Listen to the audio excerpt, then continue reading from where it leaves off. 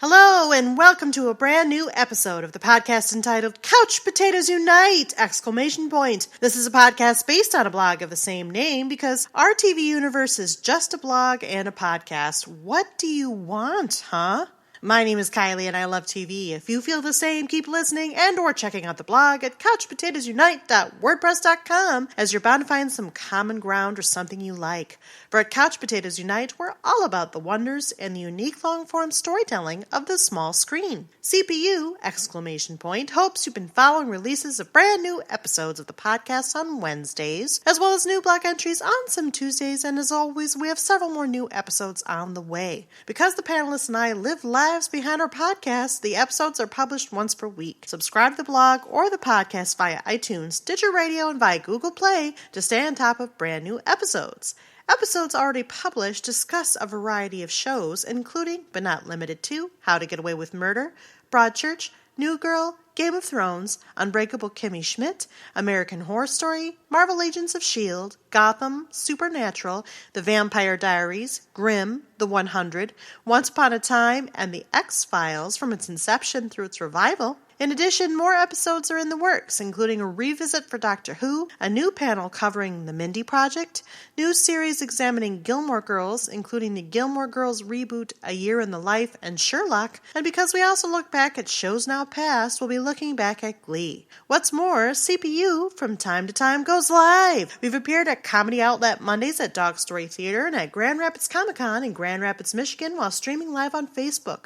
More live appearances are being planned, so make sure you like us at our Facebook page, our Twitter, follow us at CPU Podcast, our Instagram at Couch Potatoes Unite, and or our Pinterest at CPU Podcast, or subscribe to the blog, our YouTube channel, our iTunes channel, our Stitcher Radio channel, or find us on Google Play. In the meantime, if you don't hear a show in this podcast format, fellow panelists and I still write reviews and we're always seeking new panelists. So if you have any interest in joining the discussion, say hello by finding us at any one of our outlets aforementioned. At the very least, stop by and leave us a thumbs up, comment, or review. We like feedback of all kinds, as long as you're not too villainous about your purposes, because then we'll have to come and save the world from you. Today, we're trying something very different around the water cooler here at CPU. As you know, our DCTU series covers 4 shows, namely Arrow, The Flash, DC's Legends of Tomorrow, and Supergirl. We also have a newly full DCTU series panel ready and willing to talk about their thoughts about the progress of these 4 shows in the first halves of their 2016-2017 seasons. The trouble is, with 6 people, holidays, and 4 shows to contend with,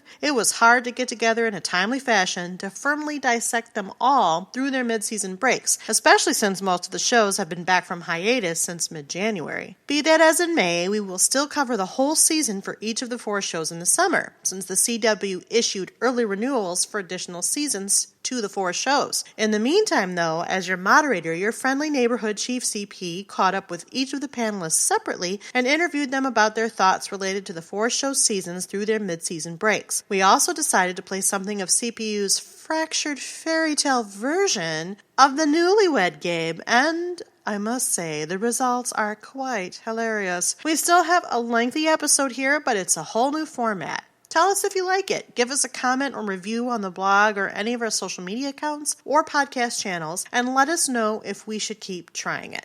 Since we're doing 4 shows at once, I will also be foregoing the usual plot summaries until the end of the season. For detailed plot summaries and other DC television universe information on which to catch up, including the past seasons for every DCTU show, listen to prior podcast episodes about Arrow, The Flash, Legends of Tomorrow, or Supergirl at couchpotatoesunite.wordpress.com. If you didn't already know, you can click the floating box at the top right of the header, the picture with the TV watcher, and search for any blog entry or prior podcast episode. Trust me, it is a truly super feature. For now, let me reintroduce our panel and then introduce this trickily experimental format. Tell us what your first name is. Kyle. Hi, Kyle. And when did you join the DCTU panel? Pretty much from the start, I believe, being the resident comic book expert. Which he's not so humble about. My name is Hillary, and if you've listened to any of the other podcasts that I am on, I've frequently been on podcasts with my husband Kyle, and the moderator is my sister. What? So No this way. is a running thing, and so I just feel like I should get that out of the way. With that being said, I've been with the DCTU panel since its inception.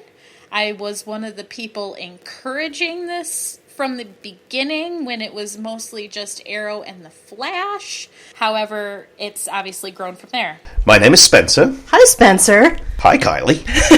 So when did you join the DCTU panel? I believe it was at the very beginning, the genesis of the DCTU panel. And you are? Kristen. And when did you join the DCTU panel? I'm one of the more recent additions to the panel. I joined for the Supergirl Season 1 podcast. My name is Nick. Hi, Nick. And when did you join the DCTU panel? Right now. My gosh. This is my first discussion. And sadly, nobody wanted to sit in the room with me. It's all by herself. Yeah. We'll fix that. We'll fix it. But for now, you're winging it. This is CPU's version of the Newlywed Game. For the panelists other than yourself, and including me, even though I'm sitting right here watching you do it, what I'd like you to do is answer how you think each of the other panelists would choose or characterize themselves. Hillary, I would pick Captain America if he was on the list. But well, this is not a obviously not. Marvel podcast. I know, but every time we do one, she brings him up. She brings it me, it's true. Yeah, it's true. She looks for all the ways. Yeah. So I think for Hillary, I would probably go... I could see her picking Cisco, for whatever reason. Ooh, this is another one. Hillary kind of I don't know, she kind of kicks ass. So I'm going to say Hillary's White Canary. Yeah, White Canary for Hillary. Again, don't know why. Or maybe Speedy. No, White Canary. White Canary for Hillary. You don't have little character descriptions. Well, you can interpret the question however you want, but the idea is you're going personal. It's a deep dive. I'm really at a disadvantage not having sat in on any of their... I know, it's a dirty trick. But they all had answers for you. Oh, great. Maybe Hillary picked Killer Frost? Hillary, I feel like, would pick Supergirl. I know that's the character she kind of relates the most to when we watch the shows anyway. I know that's the one she roots for the hardest, so I can tell that she's very invested in that character. Well, I picked two people, and kind of for the same reasons. I picked Barry Allen the Flash, which some people are probably going to think is predictable. That's all right. I also picked Kara Danvers, Supergirl, and the main reasons I picked these two characters is because, well, at least I feel like in personality traits they're kind of similar.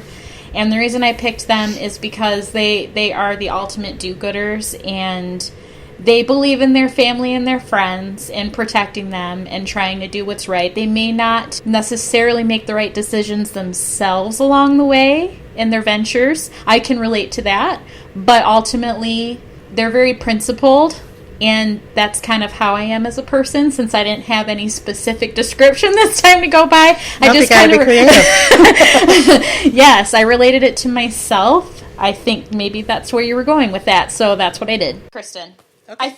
I don't know why, but I think that she would maybe pick, like, Supergirl, or even maybe possibly a side character, like Jessie Quick or something. I don't know if that's me projecting onto her, which is probably going to happen in these things, but I feel like that's her personality, too. She's a helper, and she's all about, being there for the people that she knows, so I don't know if that's why she would pick them, but that's why I'm picking them. See, I feel like Kristen would also pick Supergirl, because her and Hillary are very similar, and they riff on each other a lot, so I feel like they would both gravitate towards this same character. Plus, I feel like Supergirl out of all of them is the strongest, most stable of the female characters in the DC universe, especially the shows. A lot of the other ones are very dark and not as relatable.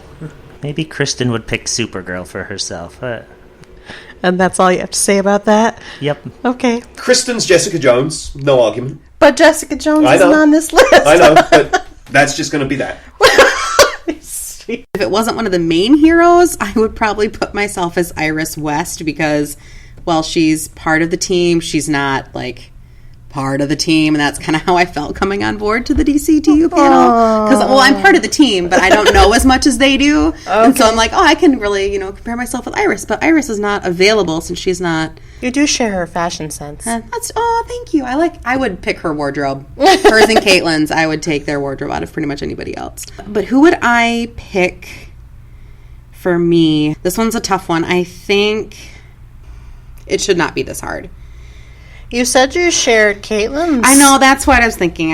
I'll just pick Killer Frost, Caitlin Snow, because she is good aligned at the close of the mid-season break, or at the beginning of the mid-season break. Yeah, I mean, obviously I would be Iris if I could choose anybody, but I think Caitlin would be a good second choice. Okay. She's smart and sweet and kind of sassy, but she wants the best for everybody. I'll go with Caitlin Snow.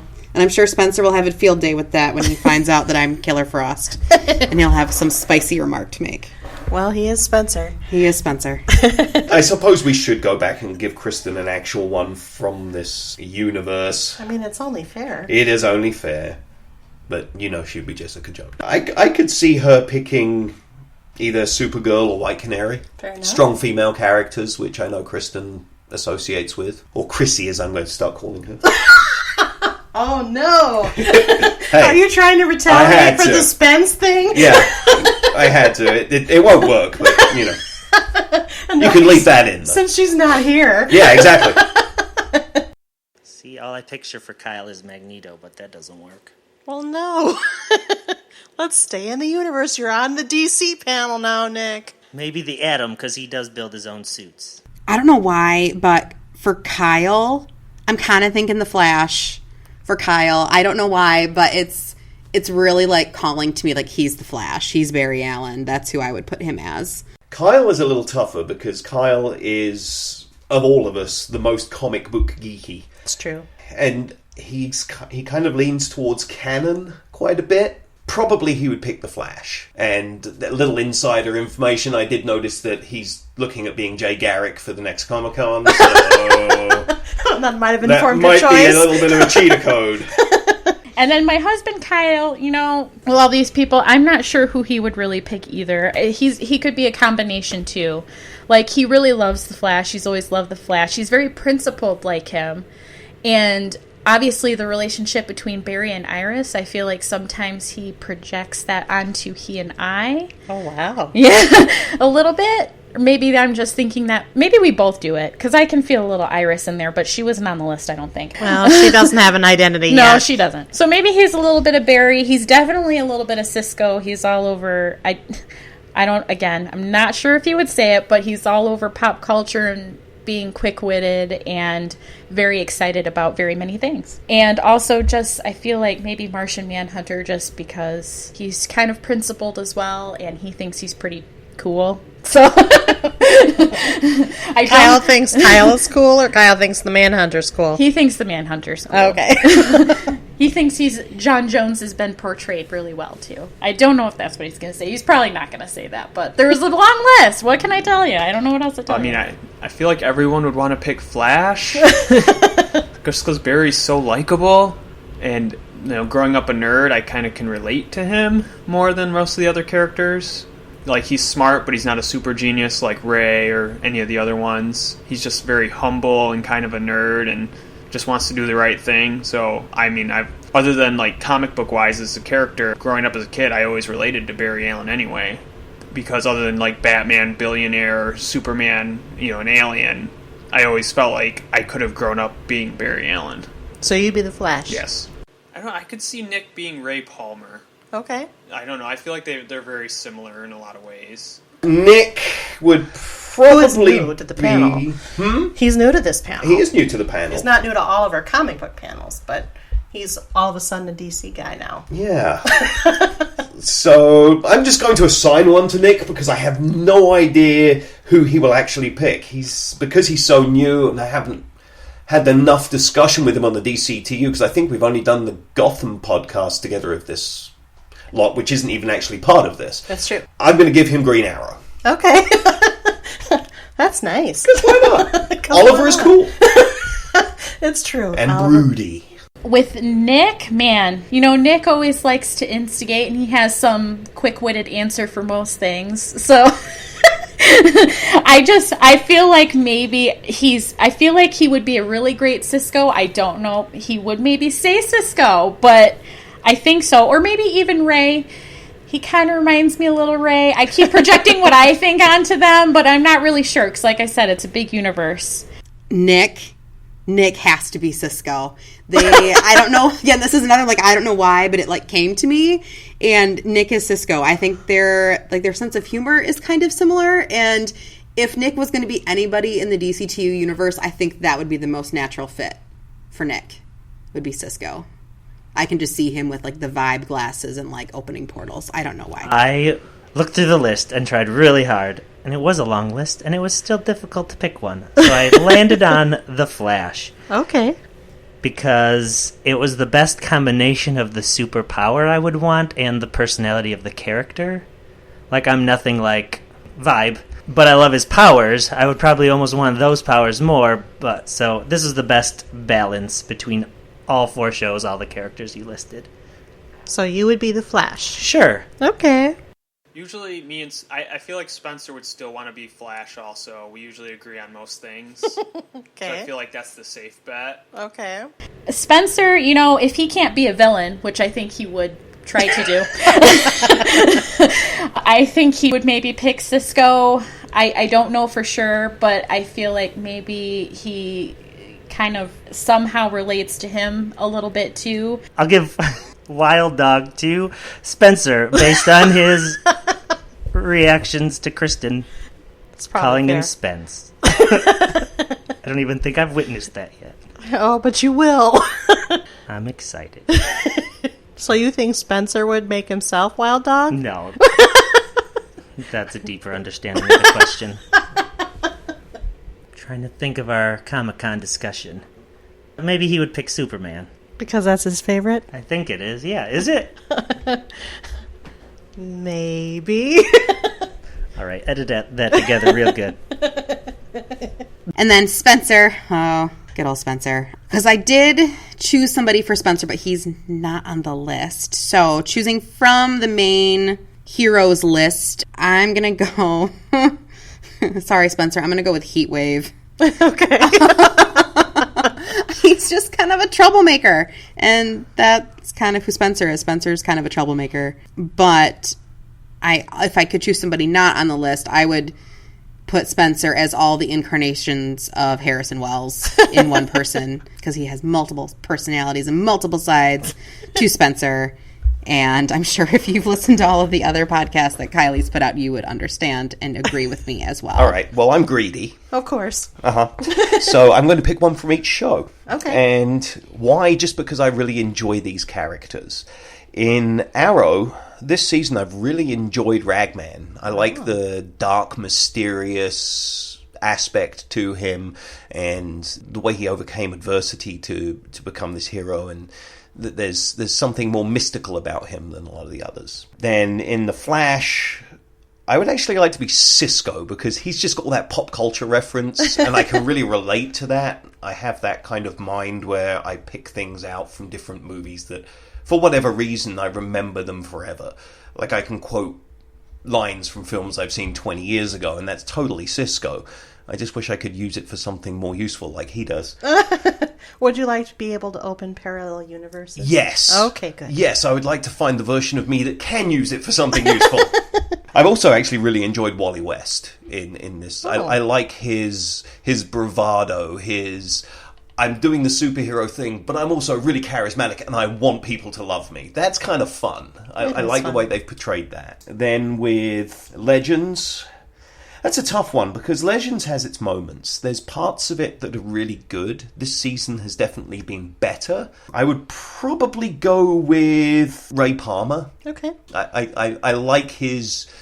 He speaks to the geeky side of me, the side that enjoys doing this kind of thing. I have a sporty element. I like to play sports, but Ray Palmer, if I was a total geek... I would like to be like him. In Supergirl, it would be John Johns, Hank Henshaw. Okay. I really enjoy the Martian Manhunter and the way that he's had that internal conflict and that total feeling of isolation. And to me, it speaks to when I first moved here because I was very introverted when I got here, which anybody that's listened to our podcast is going to say, what now? Because it's funny I've changed. how the introverts come out to play on the podcast, though. Well, I think just moving here in general took me from being more of an isolationist, and because obviously I have the accent, people would address me and talk to me and want to converse, and it completely changed my personality. I became very much more extroverted, and I do things now that I wouldn't have dreamt of doing back home. So it's kind of fun to see that. He's giving me I almost want to say Green Arrow for you, just because I know how obsessed you are with Stephen Amell. But that's with Stephen Amell. I'm not Stephen Amell, because that would be weird.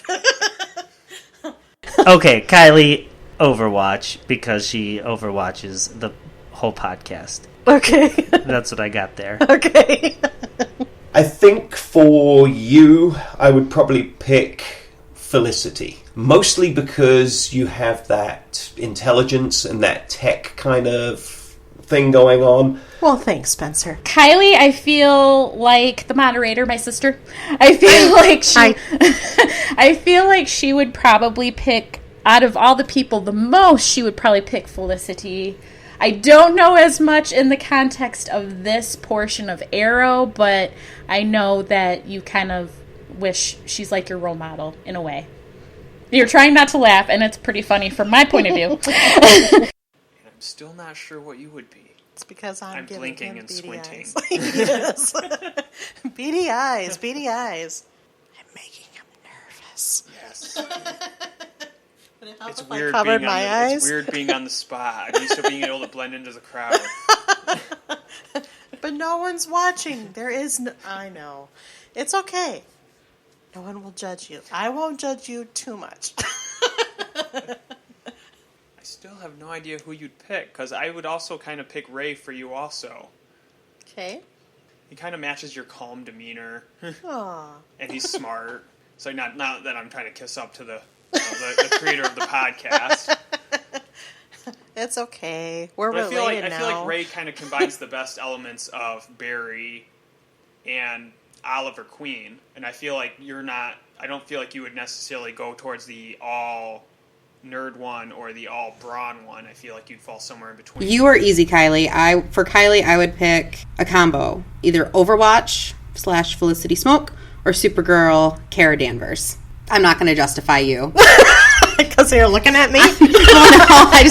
I think it's pretty self-explanatory. Aw, guys, that was so nice of you. Well, mostly, I think. This is how I feel about how I would identify myself. I think it's really sweet that everybody thought I would be Felicity. And before Supergirl came out, I would have probably agreed with you. I think Felicity is pretty awesome. She gets to kiss every superhero in this universe, practically, and why she gave up on Oliver Queen in the Green Arrow is really beyond me. But now that Supergirl is in the universe, and if you think back on our Supergirl podcast, you know that I actually kind of super love Supergirl. And I probably relate a little bit more to Kara Danvers. I do have maybe the tech, I guess, not quite to Felicity levels, and I think I sort of relate to Kara's, both her awkwardness and also her need to both fit in the world, but also to make her stamp on the world. And I think also her fight for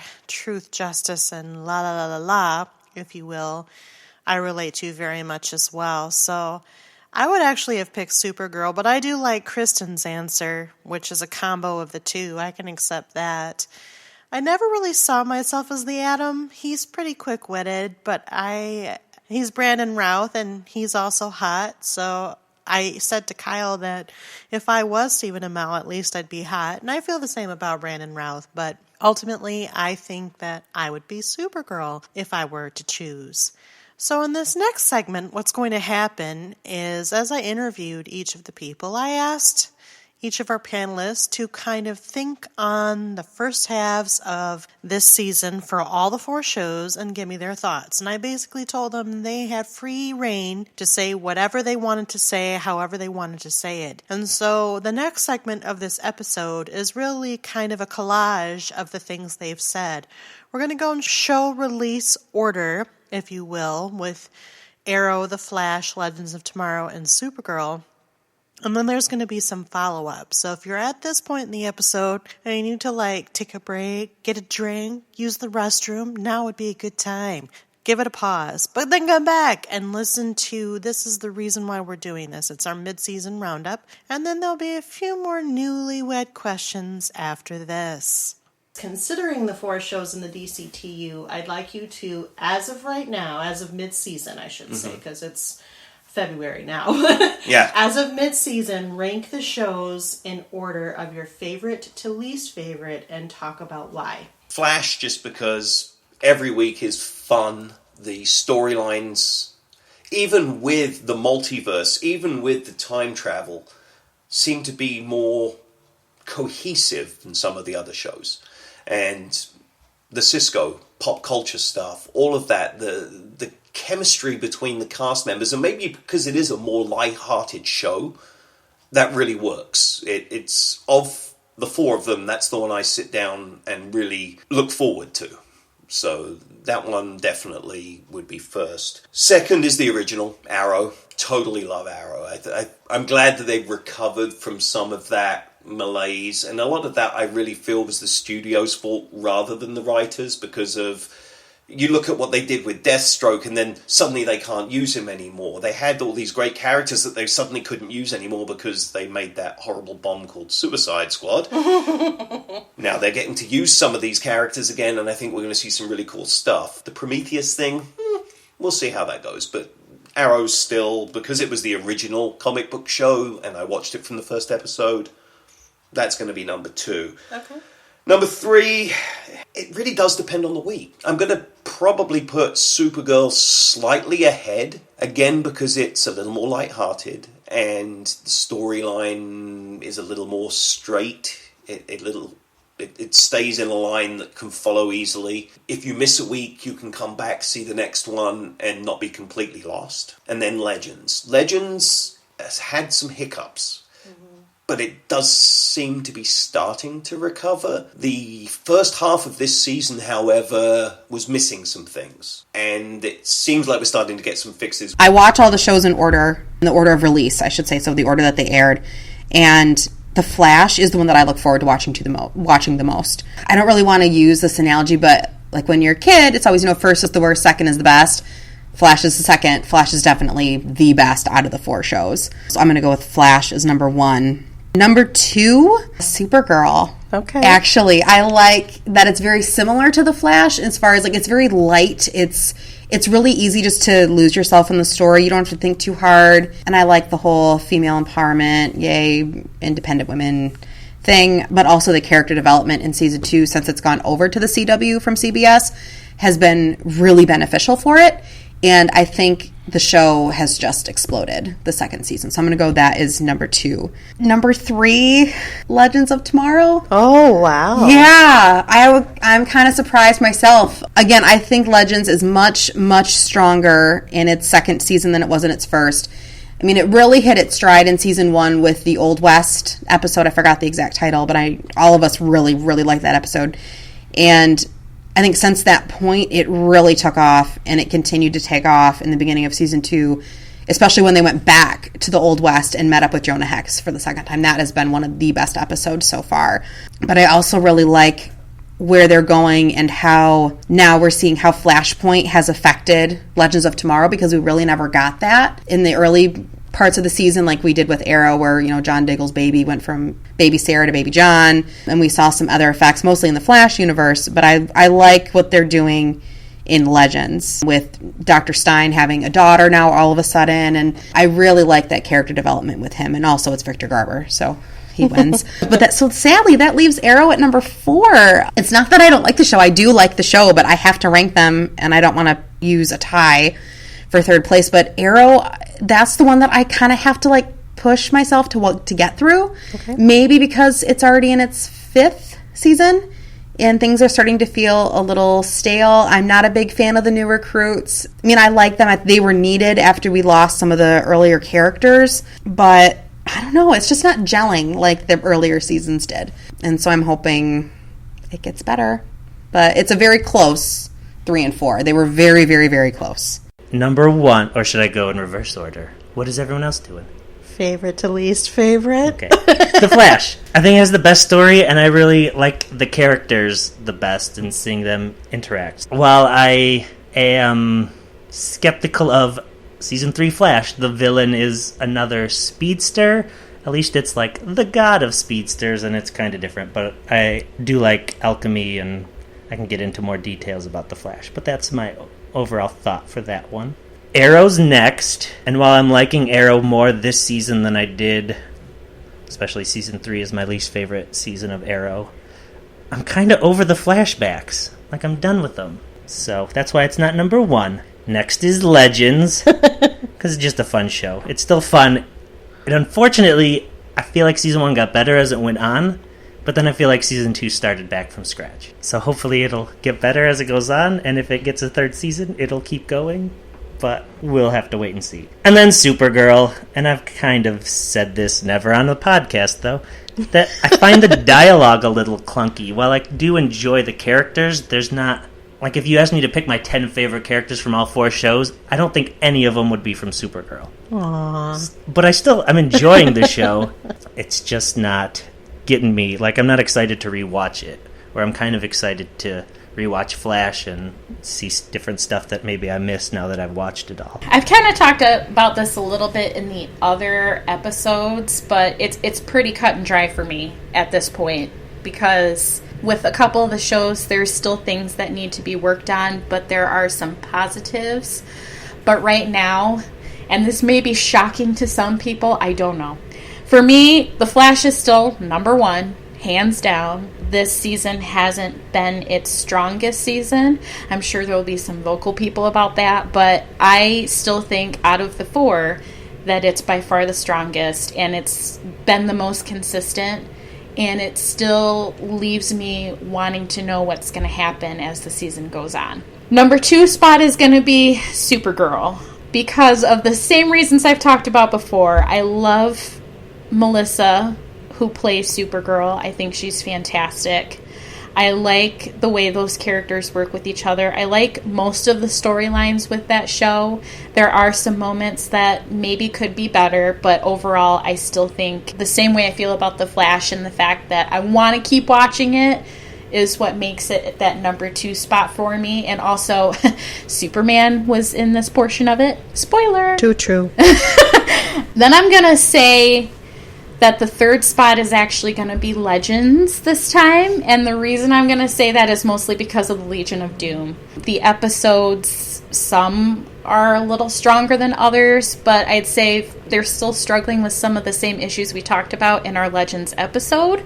If you've listened to that, it's kind of just up and down with its consistency, and the characters are also kind of up and down now too. I think that's contributing to me waffling, and that's why it's in the 3rd spot. And then, sorry, last, I'll say but not least, Arrow. It's not the same show it has been. I feel like they're even losing sight of the characters at this point. It could change. They maybe are just trying out something new and thinking that this was the solution from what other people had reviewed about it before. Just being blunt about it, I'd say this has been the most boring segment of Arrow that we've seen so far. Flash, Legends of Tomorrow, Okay. Supergirl, and Arrow. Normally, Legends would fall behind Supergirl easily, but this season, the villains, it has all of the best villains from all of the shows put together. Okay. So it kind of overcomes its shortcomings, whereas, like, Supergirl's still really good, but I always judge a show almost foremost by the villain, because that's the main conflict. That's what draws you in. Flash, I'm way more invested in those characters, so even though it has a weak villain this season and is still kind of fumbling more than it has in the last 2, I feel like the acting and the characters are the strongest out of that show. Arrow's last, mostly because it's trying to rejigger itself, because I feel like they know they were getting kind of stale. It hasn't quite gelled yet with me. Like, there's things I really like, but it's still kind of falling into a lot of pratfalls. The Arrow, and right off the get-go, I kind of like that Oliver Queen is the mayor. Kind of makes sense with all the people dying who try to be the mayor. That, he could at least survive through it. But I did say the thing that kind of annoys me the most is the flashbacks. I kind of, during season 1, got the impression that we would see what happened to him on the island. And they tricked us because we did. He just spent 4 more years doing 4 different things. So I hope they don't do it as often this season, and I hope it's the last season they have like a completely different story arc from his past. I was a bit annoyed with Felicity. And I can't remember exactly why they broke up, but I felt like it should have just been a fight because it stemmed into like who he is when he's the Arrow, and that was her choice. Like, he didn't want to come back. So I feel like whatever he did that I can't remember, unfortunately, they should have made up. So it makes me not care that much about her relationship with Billy. I do think Oliver's kind of an idiot for dating a reporter.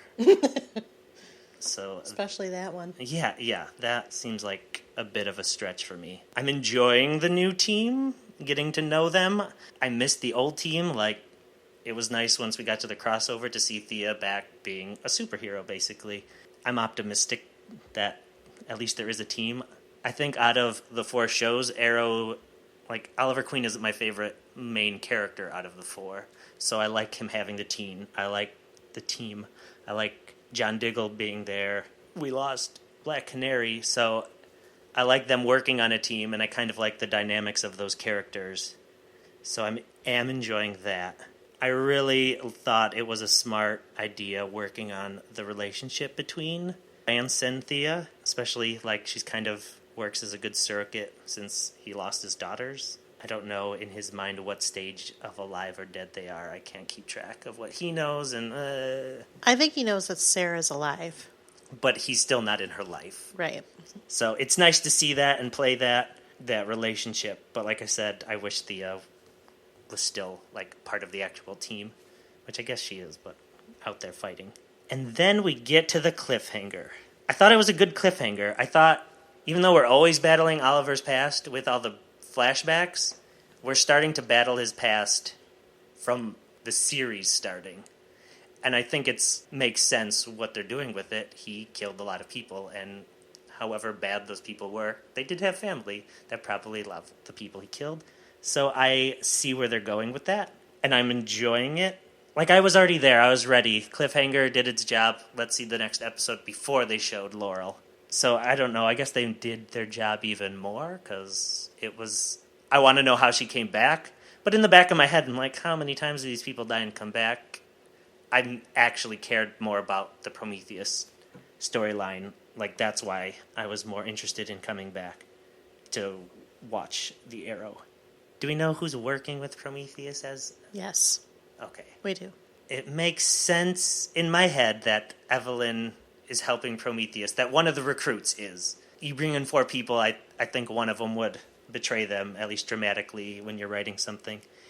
It kind of stinks that it was her in some ways, in my opinion, because we keep losing the female character that's the superhero on the show. We have Felicity, but she just sits behind a desk, and while she does a lot, and they would fail without her, it's nice to see... It was nice to see Thea out there, either Canary out there whenever Sarah was around. It stinks that she's the one that was the betrayer, even though I like Rags and finding more out about Rags. I liked, I forget his name, Mr... Terrific? Yeah, I liked him before he was like a recruit, so it was cool to see him be a recruit, and I didn't want him to be the person. So I guess it works out, but if it was Renee... Maybe it would have been too obvious. Arrow, because that's the first cheat sheet I have in front of me. Okay. Of the notes you put in here, Mayor Oliver. I like Oliver as mayor, but I find it to be a distraction, and I don't know whether it's... I mean, a distraction for the character, not in the show itself, but it seems to be pulling Oliver in too many directions at the same time, which works on the show, but how long can the character maintain that? There's going to need to be a change at some point, and I'm hoping by the end of the season he drops the mayor and it gets passed on. I would like to see Quentin Lance become the mayor, take over the mayor role, because that gives him still that Quentin Lance role that we saw him in before that he was so successful at. So I could see him working that aspect. The bravado Oliver, that's interesting. That's fun. That shows you where some of his ruggedness has come from. It's a little bit more developed than Liang Yu was. You know, that was scary Oliver. This is goal-driven Oliver. but controlled Oliver, which is nice to see. Oliver and Felicity, they work better when they're not lovey-dovey. Okay. We all wanted it, but when it came about, it was kind of, this is stagnant. They had good chemistry. That wasn't the problem, but it stagnated the storylines. This gives us more, it allows that conflict in the team without it being a conflict that then spills over into their soap opera-y love life. So that's good. The new team's pretty good. I didn't really like what they did with Artemis. I thought there was a little throwaway, but there is some comic book canon in there, so I can accept that. I didn't like Diggle as a fugitive at all. It seemed contrived. It seemed just, we need a reason to pull him out of the team. Having him back as Spartan, thank God. That's all I can say about that. Okay. Tobias Church was really interesting, and then he was gone. There was so much more for that character. They could have gone the full season with him because he was so ruthless. It was a stepping stone to get to Prometheus, which was a shame. When you come up with a strong character like that, to dispose of it that quickly it's unfortunate. But a lot of that came down to the actor. Prometheus, who is he really? There's lots of theories. The fact that they led you to think it was Captain Lance means it isn't Captain Lance. Okay. It just can't be. It doesn't. The idea of him having a blackout and becoming Prometheus, and then when you actually look at him, his build is too slight anyway, so I don't think it's Captain Lance, but it is somebody we've seen before. Ooh. Maybe. And this would be really out of left field. Could it be Tommy Merlin? I know the actor's not available, but right now he's wearing a hood, so they can have anybody playing it. But that would be fun. True. And who knows Ollie better than Tommy? And somehow Laura Lance is back. Yeah. Which brings us to the cliffhanger. What did you think about the cliffhanger? The sudden re-emergence of Black Canary. Well, unfortunately, I know what that develops into, so I don't want to say too much about it. Okay. I never really liked Laurel Lance as Black Canary. So it was a bit disappointing as the main cliffhanger. I just sat up and went, oh, why? Rather than... It didn't excite me at all. Mm-hmm. So that's really where that came from. And the resolution of that is actually quite satisfying. Arrow first. Mayor Oliver is... I think it's a natural progression for his character. I like seeing him as, by day, I help the city by being mayor. So yeah, I like Mayor Oliver. I think it's a great natural progression for that character from where he's gone over the past 4 seasons. And I like how we still get to tie in that lost 5 years on the island with his mayoral duties. I think those comparisons, the compare-contrast, I think those work really strongly, which Arrow has always done a great job using flashbacks to their benefit and explaining what's happening in the present by showing what happened in the past.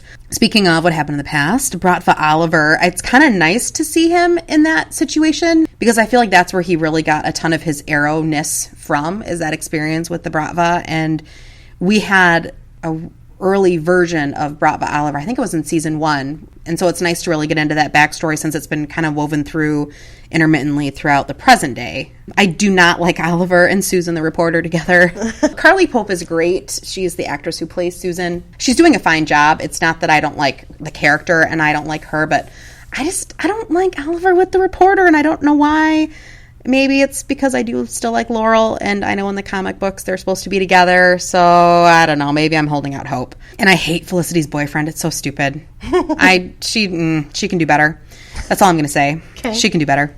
And I've already kind of mentioned the new team a little bit when I ranked the shows. Not a super big fan of the new recruits, but I'm also not surprised that Artemis/Evelyn was the one who turned and is now the double agent, or she's working with the bad guys. Not surprised. She's never been as awesome as the guys are, which is really sad. And again, it's not the way she's written, it's just her character in general. So if it was going to be an inside job with, is it Prometheus? I'm not surprised that it's Artemis. She would be the one I would choose to. Thank God Dig is back. I missed him. I like him as Spartan. I like him atoning for, killing his brother and everything that he's said he's done. I like him there. He is a very strong glue, I think, that holds the team together. And I just enjoy watching him. I like his character. I like how he plays the character. I like his relationship with Lila, and I don't know. I love Diggle. I love Dig, and I'm so happy that he's back and doing what he does best. Tobias Church, I could really give or take. I didn't care at all.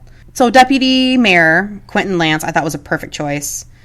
And I'm very upset that he's still been drinking and lying to us this whole time. I had higher hopes for him. He's such a disappointment. Oh.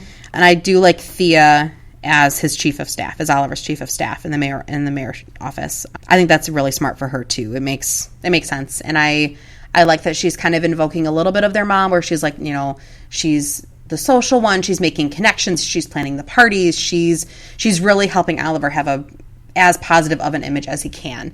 Even though he is this great guy now, I think having Thea there as his chief of staff is very important. And it was nice to see Thea get back into Speedy, to get back into her alter ego in the last few episodes of the first half of the season. It was something that I didn't realize I missed as much as I did, but I'm really happy she's kind of getting back to her roots. Prometheus, I don't know. I'm gonna have to wait till the second half of the season. Have no guesses on who he is? I don't know. I don't know if it's somebody that we've met before, or if it's somebody that we haven't met who will be introduced, and maybe they'll show through flashbacks his relationship with Oliver, because obviously he knows that Oliver is the Green Arrow. He's been stealing his, the arrowheads from the SCPD, or getting them from the, his ammo dealer. I don't know. But I don't think Evelyn/Artemis knows who he is in real life. I think she just knows he's this evil dude. I don't know. I hope it's not Quentin. That makes sense, but at the same time it wouldn't make sense.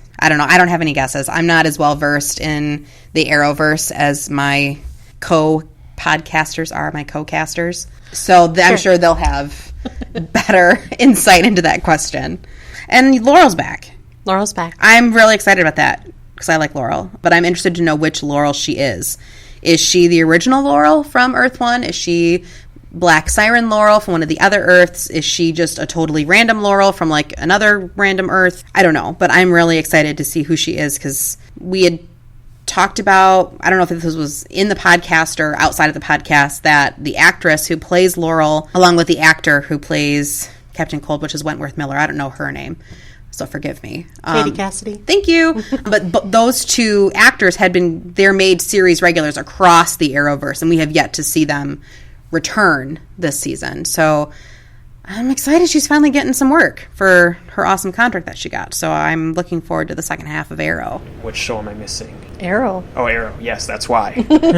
I'm not a big fan of where they're going with the random new Team Arrow. I know a lot of people complained about the drama between the characters that was getting kind of old between all the seasons, of Ollie's mad at Dig and Felicity's mad at Ollie, and so they're trying to mix it up, which I understand that. But the well of vigilantes that they chose from is like very bottom of the barrel DC Comics. And randomly Ragman looks incredibly like Scarecrow, which bothers me, because Scarecrow's one of my favorite villains. Talks like him too. Yeah, but the biggest thing is, because Ollie's interaction as a mentor is actually really good. I do like that aspect of this season. He is the most mature hero in this universe, and it's great that they're actually embracing that aspect. But I'm not a big fan of, I think, the younger actors. Like, I don't think they play as well as Dig and Felicity in them. And then the flashbacks this season are brutal. I feel like I really did not like the China flashbacks, but in hindsight, they were faster paced than this. I just keep watching and like wondering when this is going to matter or why I care. And especially when you have so many like amazing spectacles on all the other shows, and then you watch, they're trying to be like the gritty Russian mob drama, and it just kind of sucks the air out of the show. Even the episode-to-episode plot point, like I'll be actually invested in Prometheus and what they're doing with that, and then it flashes to him beating people up in Russia. Stephen Amell's still really great in it, so I like it, but I still have to rate it lowest out of all of them just because it drags. I actually have to force myself to watch it, whereas the other shows I have fun watching them. I guess I'll just start with Arrow and going back to kind of the reasons that I think it's struggling. I don't like any of the sidekicks that have been added on that he's apprenticing. That makes sense. I don't like any of them. I don't think any of them are likable. I actually think they're making Oliver not likable. I feel like they are pulling out, earlier in the seasons I thought that the writers and the show creators were kind of pulling it more towards comic book Green Arrow. Not a lot, but just a little more towards it in his personality, his attitude. And I still feel like he's being super brooding, but like even more brooding than before. And it's It's making me waffle all over the place. I want to keep watching it, but honestly, sometimes I feel like if I wasn't going to be talking about it, I might put it way off if I had another choice on that. Characters was a big thing for me. That's really, continuity, story, and characters are probably the most important elements to a show to me. There can be silly little, aspects to every show, but that's what really drives it for me. And I feel like none of the characters in Arrow are, I've said it before, like they've changed them, and characters are supposed to change, but they're so not even being a lot of the times what their personality is. Like, from the beginning, everyone loves Felicity. Felicity is half the reason people watch it. Stephen Amell and Felicity. I'm blanking on her real name. Emily Bette Ricards. I was close. They're not the same. And, she was dating this new person. And Billy. Yes. And it's not even necessarily that I hated the fact that she was dating somebody else. I just don't like him. I mean, I feel like they're just trying to do the standard Ross and Rachel, I'm going to stretch this out type of thing. I don't know. The reason I say that is just because the other love interests for Oliver have... Susan. Changed. Yes. I don't like that either. I don't like any of the things that they've added with this segment. I'm not even sure if I am really that vested in talking about the plot points. I thought the plot points were also pretty weak. I don't know if there's specific ones that you're interested in knowing about, but I feel pretty generally about all of them that they were pretty weak. I think Prometheus is lame, and so sorry. I'm sorry to be so negative. Stephen Amell, if you happen to randomly listen to this, I really love you. It's not your fault. Believe me, everybody loves you. I follow you on social media. It's just not. It's. I don't like it. I don't like the route that they've taken with this season. I don't like Prometheus. He is lame. I believe, didn't they bring Laurel Lance?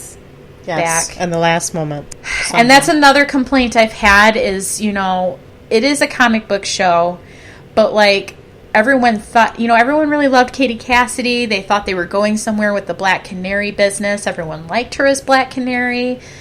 Then she was killed. Then she comes back. And it's probably just because people complained about it. I know Spencer has said in other episodes that sometimes he thinks maybe that, they have an overall plan, but sometimes they react to what viewers are saying and it affects decisions that they've made.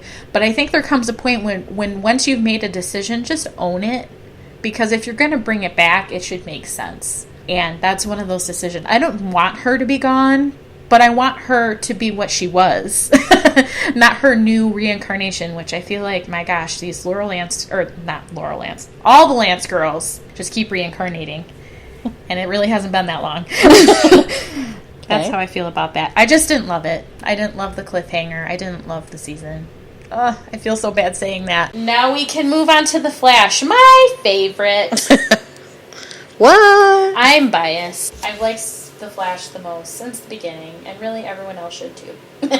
Okay, so Flashpoint. So there was all these thought processes on what's going to happen with Flashpoint. But lo and behold, I'm not sure how much Flashpoint changed the Flash's world. They talked about it a lot. There were elements that were changed. There were personality traits with the characters that changed. He had to deal with some repercussions. He did. I'm not sure that it changed the whole universe.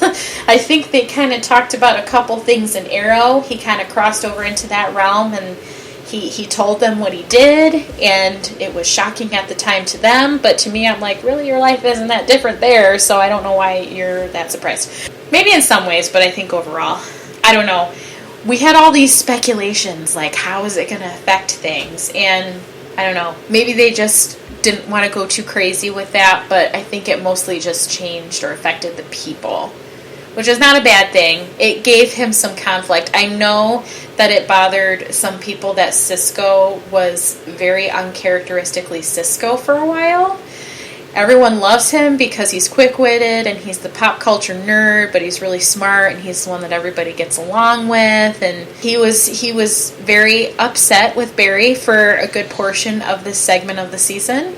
And I know even just from friends that I talk to about my nerdy shows, that they were kind of perturbed by it. They kind of wished that hadn't happened, but I guess in my head, because in some ways it did make sense, like I've talked about the other shows and how a lot of times the things that they added into that didn't make sense, that at least in some ways this did. And if anything, I think it will add to the fact that their relationship overall between Barry and Cisco was stronger than anything else, and they were able to overcome that and get through it, and it just added to the conflict in the show. And I didn't think it was that horrible. I know some people were bothered by it, but I thought it was okay. I really like Caitlin as Killer Frost, but I like her as good Caitlin, but I also like her when she's Killer Frost. It's very conflicting. Because I want her to be with her team, but I also feel bad for her character that she's constantly struggle with this. I'm wondering what they're going to do with that. Like, are they ever going to make her totally evil? Like, I'm left wondering what's going to happen with that. I guess that could fall into the prediction category, but I don't have a solid prediction. I don't know where they're really going with that. I wish I did. Because I like both aspects, but I just don't want to be disappointed either. Killer Frost is a cool character, and I think it's cool that they're actually touching on the fact that that's her character's name and everything. Maybe somehow she'll become like an anti-hero and help out the team. I don't know. But she hasn't been doing that so far, so we'll see what happens. I think probably a lot of people, at least I know I'm pretty sure my husband is going to complain about alchemy. You mean Draco? Yes. Which, don't shoot me, people. Harry Potter is not my fandom. Sorry. But I like that actor on the show. I actually like Julian and how he relates to Barry. I think he was part of the Flashpoint change. I like that addition, though. I thought it brought a new challenge to Barry. Things a lot of times, I think, in spite of Barry's powers or even some of the mistakes that he makes, he's not challenged in his relationships very often. And this was a new experience for him. I thought it added depth to him. And then if, you've been keeping up to date on it, things change for them. Tom Felton, is that his name? Yep. He's a really good actor. I've seen him in other things that are not Harry Potter related. He's really good. And I think that him and Grant Gustin do a really good job together. Alchemy, so far, is a little weaker compared to our last 2 seasons' villains. I will say that. In the first season, you had Captain Cold and the Reverse Flash. In season 2, you had Zoom, and, Hunter Zolomon. He is weaker. I don't know where they're going with that. I guess I'm not ready to make a judgment, because I think even with alchemy, maybe they're going too much down the using a speedster one after another type of road. I think I've heard people be bothered by that aspect. Like, the Flash has so many versatile villains. There's different people that they could use at this point because they've already had such strong speedster villains, that alchemy so far is kind of, he's there, but he's not necessarily, he doesn't have the same charisma as some of those other villains that drew us into it to begin with. No, but he's also in service of Savitar too. That's true, Savitar, which is kind of leading into that. Yeah, basically. Mm-hmm. It's all the same thing. Like, I'm not sure where they're really going with that right now. I know Kyle does not love it. I'm pretty sure he's going to say that he hates it. He thinks that he's kind of pointless. We don't know where the end of the season is going yet. We're in a hiatus again. So I guess we'll see the way things are going with that. But the way I look at it is compared to some of the other shows, he's still not all that bad. I will just make my final judgment as the season goes on. There's been a lot of Jesse, Quick, and Kid Flash in this season. And this is probably going to be my biggest complaint. Not because I don't like the actors and I don't like the characters. I feel like Barry himself, he is the fastest man alive. He still says it in the opening monologue, but there's all these other speedster kid-like apprentices that he's training, and they are in the comic books. I feel like they should be coming later, and they're taking away from Barry, which is something I just said about the other shows. Stop taking away from my hero. It's fine to have other heroes, but have them be more of that side. I feel like they've been at the forefront of a lot of storylines, and in some cases they're just as fast as Barry, or they're becoming just as powerful as Barry, and they shouldn't be. and it's taking away from the magic of Barry Allen, and I don't like that. Like I said, I like the actors. I actually really like Jessie Quick. I think she's cute. I don't know if they're necessary right now, I guess is the best way I can say it. I like that he's training, but I feel like with him being someone like, I still took it that Barry himself still has a lot of learning to do, and so for him to already be focused so much on training other people is kind of, that's the thing that probably bothers me the most about this season. I wish it would be a lot more about Barry. Barry and Iris together, I do love that. I completely love that. I like that they're staying true to it. I like that they're not waffling them back and forth in their relationship. A lot of shows use that mechanism. Let that happen. Let them have their relationship. Let their relationship have hardships. And, you know, one of the major plot points is that he sees Savitar stab Iris, right? Because in of the future. Flashpoint. With Jay Garrick's help from Earth 3, they run into the Speed Force and hurl the Philosopher's Stone, which Draco has, Harry Potter in reference there, and hurls that away, and in the process gets propelled 5 months into the future, where he sees a scene where Savitar stabs Iris fatally. Yes, which has been the driving force for a lot of the storyline this season. That aspect of the show, of the season, I think it's actually, it's interesting, it's intriguing. I mean, I certainly hope that they're going to find the solution to saving Iris. If, Lord knows, if they did anything with that and took out Iris, I would be really pissed. I'm just going to say it. I'm just going to say it. So I'm hoping they're going somewhere with that. But I don't know. It was shocking to see. I didn't expect that to happen. I guess that's going to be the shock factor with Savitar, because some people don't like him.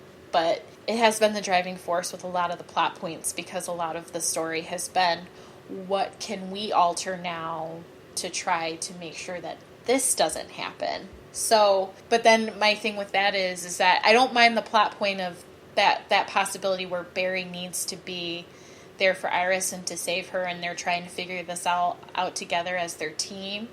Well, I should just talk about Tom Cavanaugh, because as usual, he's like the best part of the show, outside of Grant Gustin.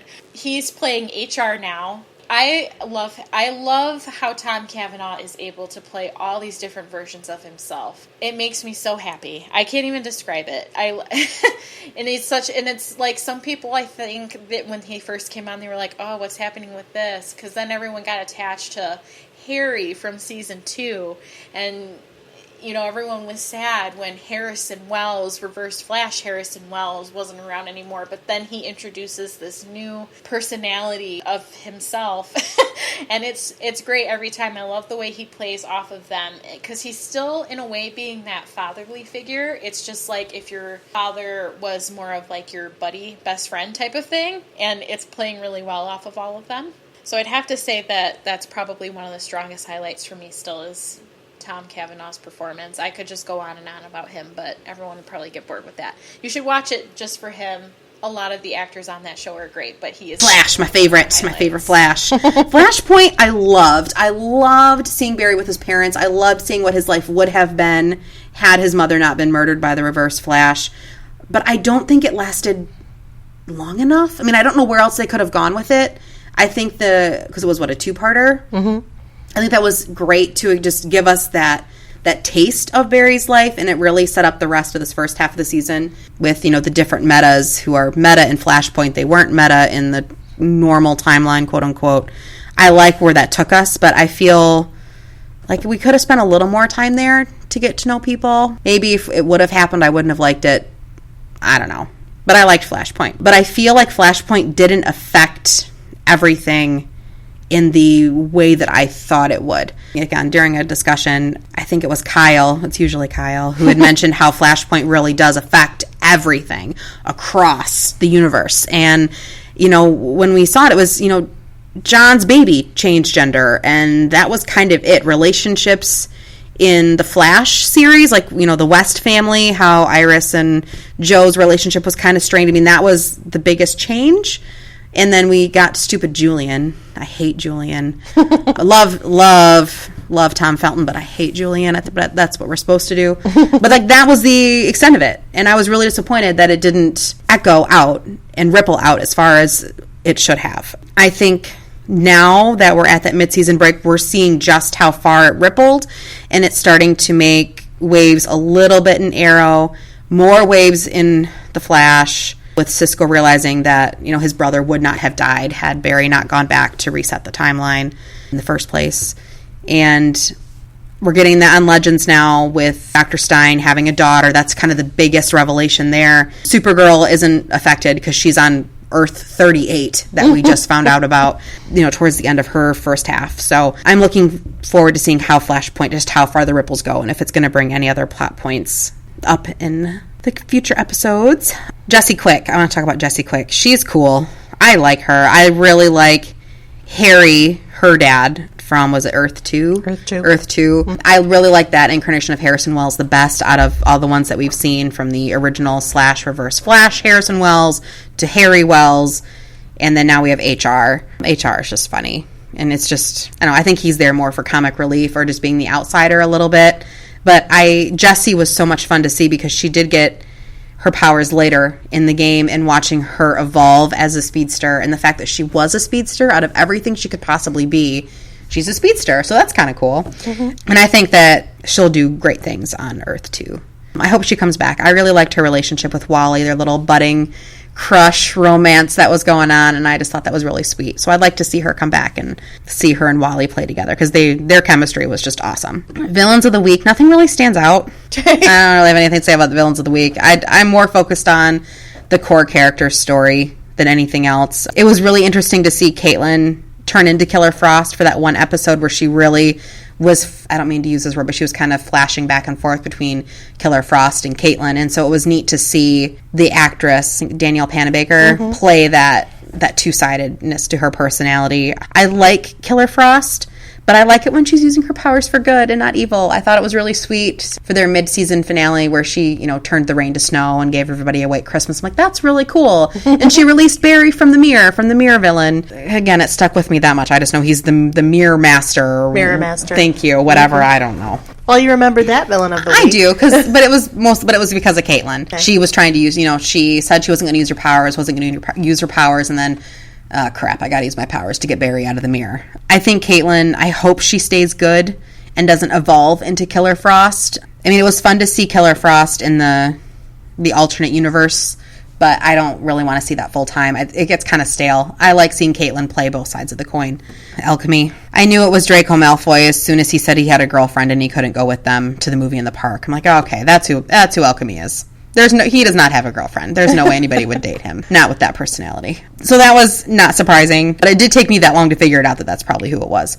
When they were talking about, like in the last 2 episodes of The Flash before their break, the Philosopher's Stone, and the fact that it's Tom Felton who played Draco Malfoy in the Harry Potter series, whose first book is The Philosopher's Stone, if you use the British title. That's all I could think about during the whole thing was, why is Draco helping them find the Philosopher's Stone and using it? It was distracting.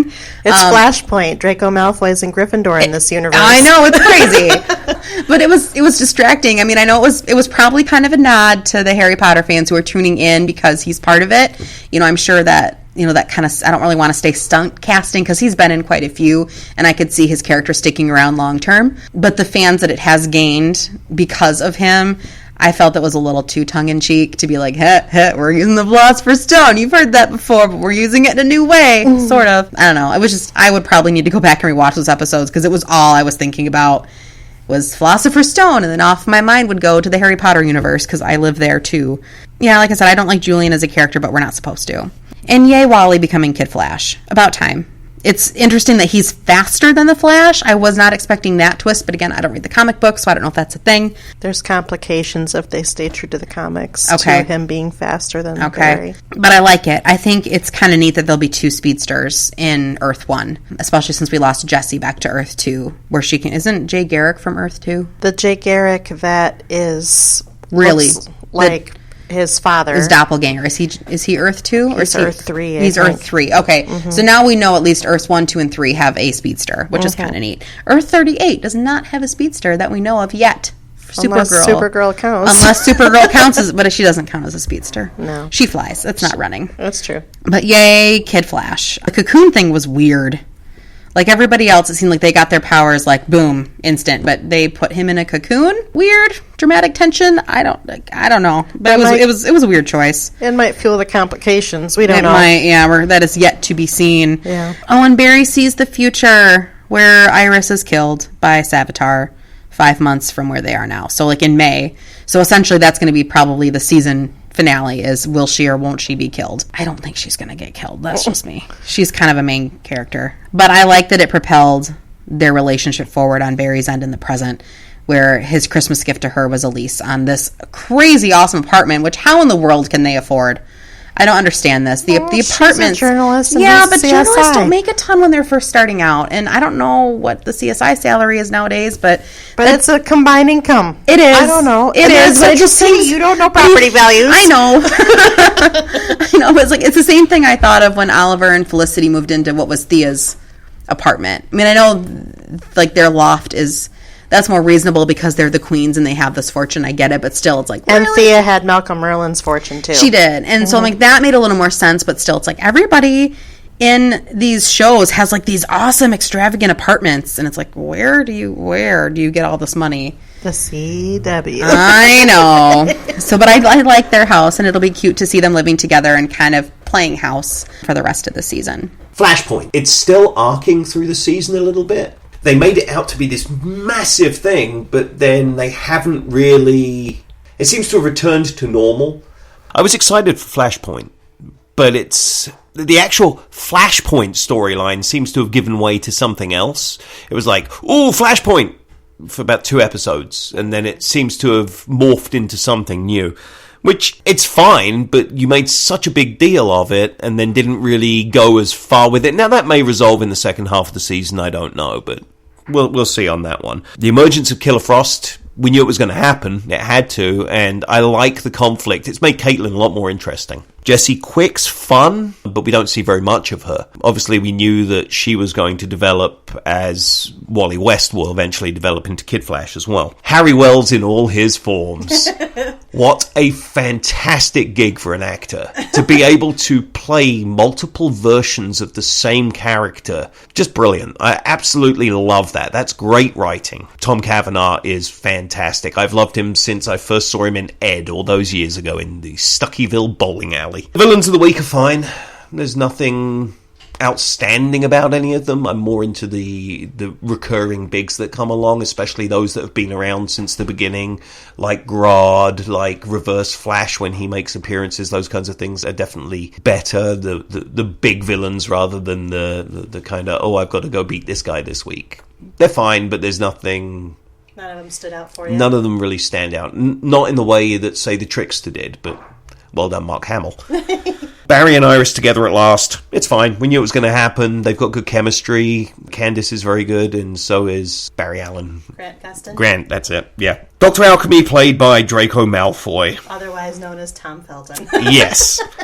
I like that he's on the show. In the first half of the season, his character annoys me and I want Barry to punch him every time he's on the screen. But, spoiler alert, it gets better. And the emergence of Kid Flash, fantastic. His lack of confidence at the beginning is great, but his thirst to become this great hero and then the way in which he really enjoys it and embraces it, rather than Barry, who didn't really love it, didn't really embrace it, seems to carry it more as a burden. Wally looks at it as a prize, and that's really fun. That kind of youthful exuberance. That's good. Savitar is weird. I don't know what to say about Savitar. Okay. He's in the Speed Force, but he's so different than any of the other Speed Force characters. And I didn't follow The Flash growing up. I don't know it the way that Kyle knows it. So I'm not really sure if there's any canon to it, if it's a created character, what it was like in the comic books. I'll just have to hold on and see on that. The cliffhanger. Jay Garrick and Barry throw the Philosopher's Stone into the Speed Force, and Barry is propelled where he sees Savitar, who they thought they'd defeated, killing Iris. That was a cliffhanger. and a good one. Yeah. It gives a whole reason to the back half of the season. It doesn't feel very Flashpointy, but I guess none of it would have happened without Flashpoint, so that's maybe where they tie it in. It's just a very thin thread, you know. Like I said earlier, the whole Flashpoint thing isn't as strongly in the storyline as I expected it to be. Moving on to The Flash, which is my favorite.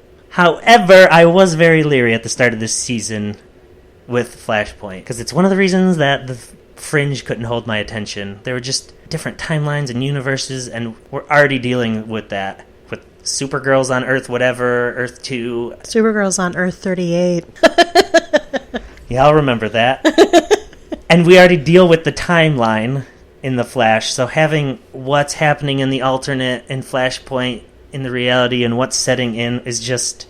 I was worried that it would just be too confusing for me to even care. Like, it would start feeling like work to follow what's happening as opposed to just entertainment. But I think they did a pretty good job with it. They didn't... Not that they didn't dwell on it. They decided... The writers decided and the character decided this is the reality it is and we're moving forward. So that's helpful that we're not jumping back and forth. I'm using my hands a lot to gesture, and that helps no one. Helps you. No, because I have to keep putting down my phone with my notes. I keep going back and forth with the Killer Frost, Caitlin, and how it just automatically makes her bad. I guess I just want her to have powers and to use them, and I don't know if that's dramatically less effective or more effective, but I just wish the storyline could still be her battling those urges, but it wouldn't... It's like a switch. The second it turns on, she's a different person, and I'm assuming that's how it is in the comic or something, but it's so, like, what? Just let her help out once in a while. Maybe she doesn't want to fight, but I just want to see her in action more, I guess. Like, they're underutilizing that character. Okay, Dr. Alchemy. The Flash has a weird... They hire actors to play their villains, but they don't hire people that will also do the voice of the villain. I find that odd.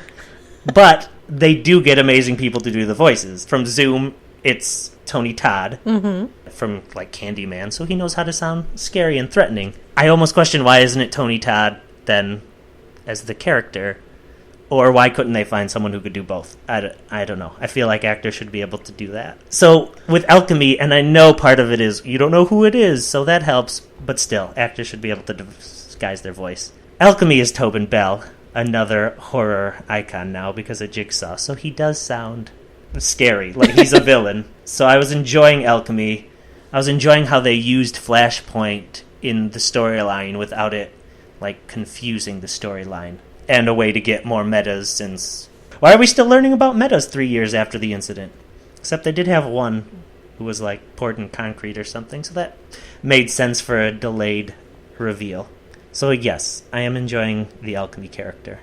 As somebody who enjoyed the Jigsaw, or the Saw movies, I like hearing Tobin Bell's voice, instead of being scared by it.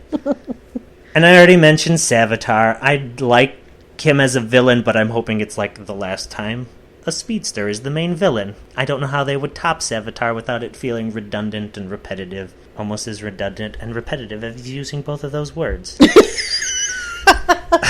Too true. This cliffhanger, again, they know what they're doing. I don't know if the CW, the showrunners... It's the showrunners. The Flash, they defeat Savitar only to find out that they're not done with him. And it's kind of an interesting way to defeat a villain and know this is still your villain, but you have no idea when it's coming. And a lot of shows, and I mentioned this on other panels, how we find out what the main conflict is of a season, and we just slowly... we find things that get in the way of that storyline so we can fill out the episodes. I think this was a smarter way of saying, oh, we don't know when it's going to happen. It's this looming threat of... I didn't say what it was, but everyone knows, right? Do you want to say what it is? Yeah, Savitar kills Iris. Yes. 5 months into the future. Does he know it's 5 months at that time? That's what Jay tells Barry, yeah. It's hard to remember things. So yes, I enjoyed that cliffhanger, and I enjoyed The Flash this season so far. And then my favorite, obviously, is Flash. As much as I love Flash, the season, and I'm really hoping it picks up, but I really do not like Savitar as a villain. In the comics, he is like a D-list villain, and I feel like they just wanted another speedster villain for each season, and just he's not nearly as satisfying as either of the first two. Reverse Flash was charming, and Zoom was incredibly menacing, and then you have this giant CGI robot-looking guy. The show normally has really great special effects, but when Barry's fighting that thing, it doesn't look like they're touching each other at all.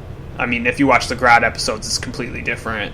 So that's my biggest complaint with The Flash, is just the villain isn't engaging me. Although I do like a lot of the comedy this season, like HR, because it's so funny making fun of itself with all the different versions of Harrison Wells, and they're just embracing it and then went completely crazy.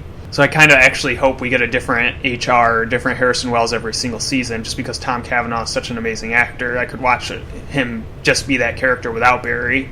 The strong point, though, is I do actually, and I thought I wouldn't like Wally West being in it as much, because traditionally the character is kind of grating to me, but they actually did it in a way to where him and Barry, like, you feel like they're very valuable together, not separate. Like, you don't feel like Wally could overshadow Barry or Barry underappreciates Wally. I was a little worried they would just focus on Wally with Iris and Joe, but he is a member of the Flash family, and they've done a really good job with that. The reason I like this show is it's fun, and I enjoy the actors and how they interact with each other. And there's enough of them where you almost don't realize how many characters from the first season aren't here. You do notice Rip is not there, though. That's, I guess, my main problem. The Arrow does it a lot, too, where people kind of disappear for a little bit because we have a lot of characters now. So that seems like what they're doing. I enjoy that Sarah Lance is the captain, but I don't know if it makes up for Rip not being there. But I'm glad she was the one who was chosen. I think that is a more entertaining choice to watch her work through the trials and tribulations of that. I do miss Snart. I wish Snart, they could bring him back somehow. I'm pretty sure he's on another show now, so that's... He's filming the reboot for Prison Break. But Wasn't he in the original Prison Break? Yes, he was the star. He's rebooting it, too. Interesting. Yes, but he is still cast as a regular, like John Barrowman and Matt Lesher, who's the Reverse Flash, and Neil McDonough, who's Damien Dark. All four of them are series regulars across all four shows. Oh, okay. Future of television. So while I miss Snart, I kind of like Rory more now, what they're doing with him and how he's coping. Like I said, I'd like to see Snart come back, which it sounds like he will, whenever he has free time. Yes. Damien Dark and Reverse Flash. Legion of Doom. I enjoy seeing those characters come back. Sometimes it's weird, like, I don't know if it helps Legends.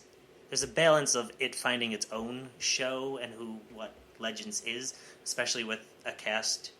I don't know if it's a larger cast, but it seems like it's not a cohesive cast yet, and it just changed for season 2, or at least it seems to have changed. So it would be nice. They had their own villain season 1, and now it's like the leftovers. But I do enjoy all those actors and the characters. And it kind of, like, will we get more crossover? Will Flash have to help? Reverse Flash? Or will Arrow be involved? Since you're more of a Marvel person, do you know what the Legion of Doom is? No. It's like the evil Justice League, basically. Okay. Just in response to your leftovers comment. They're not exactly the leftovers. Okay, that's good to know. And spoiler. For your DC education. Anyway, so yeah, that's how I feel about them. They're cliffhanger. Like I said, I want to know what happened with Rip, so we see him. He's back. So yes, I don't know if I enjoyed the cliffhanger, but it makes me want to watch the show more and get Rip back on, a character and actor. Legends of Tomorrow, which I really did not like the first season. It failed on so many levels. I think actually redeemed itself in a lot of ways. Mainly because it drew in all those great villains. It's still kind of finding itself. I don't think they should have got rid of Rip Hunter for so many episodes. I feel like he was a better captain than Sarah Lance, where they kind of shoehorned her in because they didn't know what else to do with her. But I actually like Nate Haywood, which Commander Steel or Citizen Steel as they're calling this version. He was never a very interesting character in the comics. He was just kind of a generic strongman. So I kind of like the smart archaeologist. And him and Ray's interactions are the best on the show, I think. They have kind of a bromance going. I'm still not sure how I feel about Vixen or Amara. I feel like she has potential, but I don't know. Like, it really depends on who she's playing off of. Because when she's with Mick, Rory, I think, is when she's doing the best. And she's likable. But otherwise, she kind of falls flat, like when she's with Sarah or anybody else.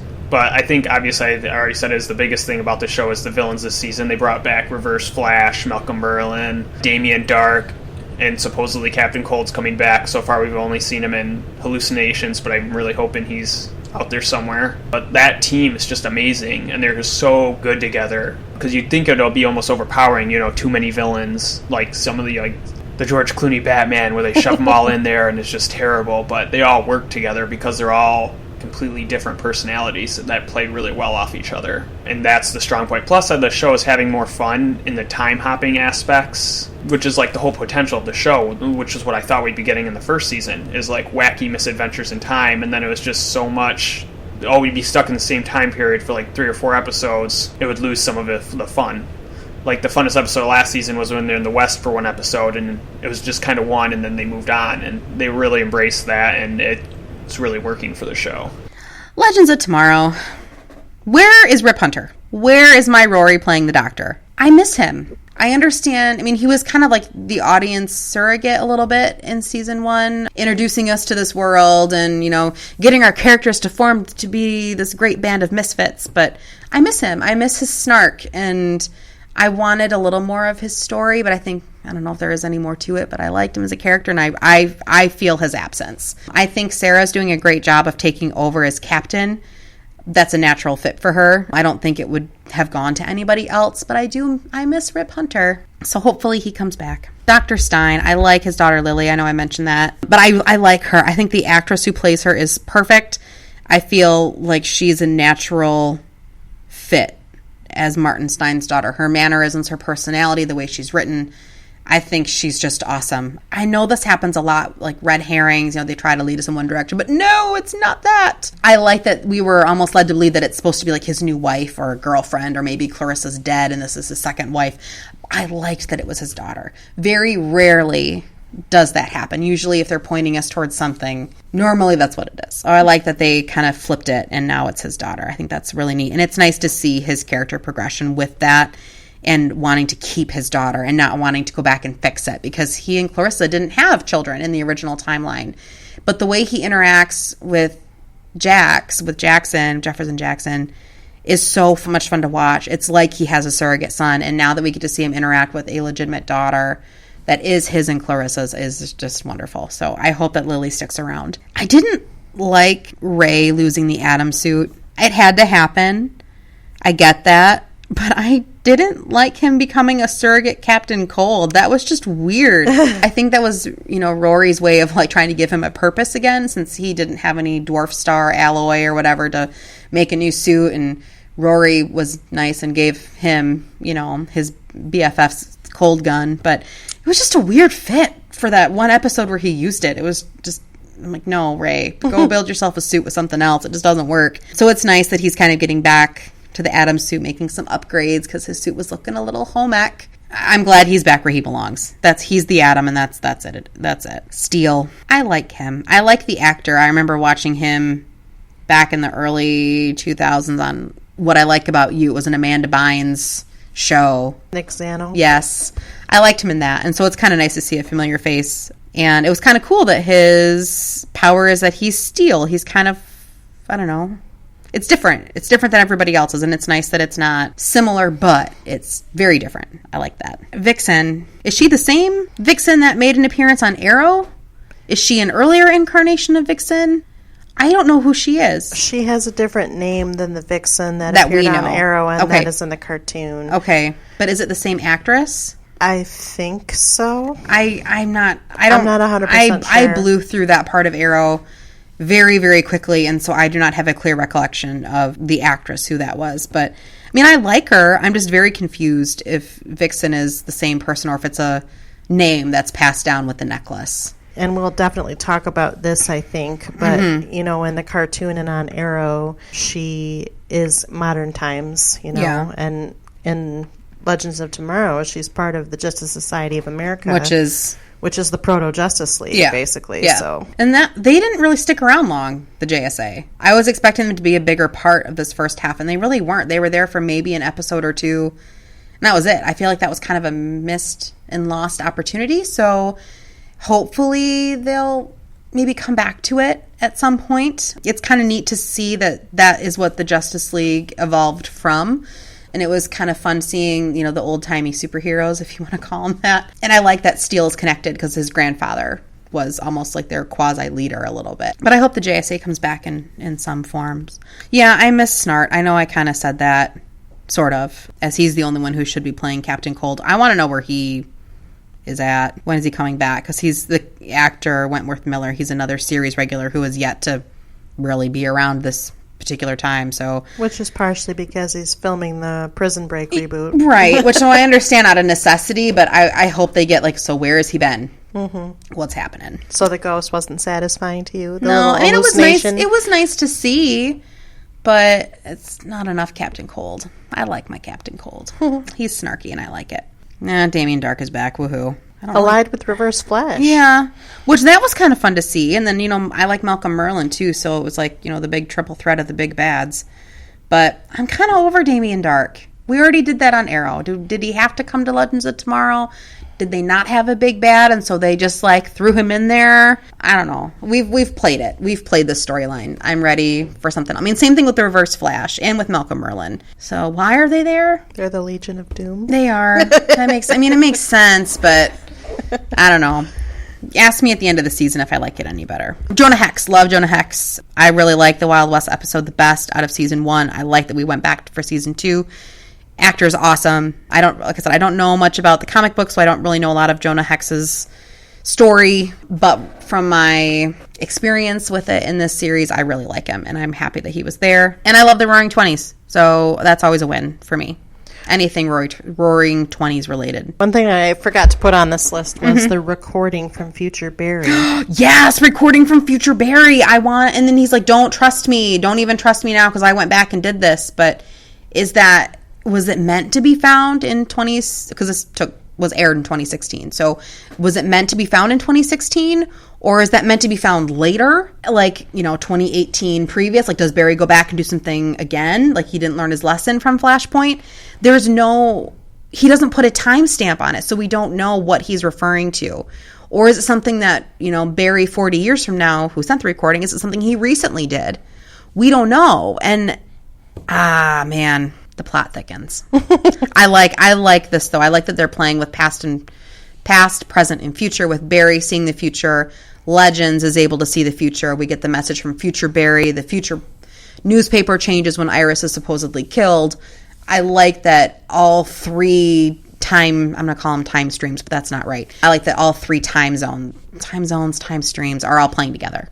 I like that we're jumping back and forth, and it keeps things interesting. And I think it gives the writers a lot of creative opportunities to really stretch these characters and to stretch the situations that they're in. And hey, Rip Hunter comes back. But is it Rip Hunter? We don't know. We don't know. He has a weird American accent. Yeah. And he's a director, apparently. Yeah. I don't know. A movie director. I mean, we'll see. Yeah. We'll see. Where it ended. That was the cliffhanger was like, meh. I don't know. It's yet to be determined if I liked it or not. So Sarah Lance, I'm always conflicted about her too. I don't mind the fact that she's captain, but I feel like her character has become flat, and I really always loved her on Arrow. And I liked her at first on Legends, but I feel as, again, the show goes on, she's kind of a one-trick pony with all of her storylines. So, yay, she's captain, but it really doesn't add any depth to her character. And in the process, Rip Hunter isn't there. I think they wrote themselves into a corner with that, which has been something we've talked about with Legends. They do that a lot. You know, Rory from Doctor Who. Yes. Rip Rory.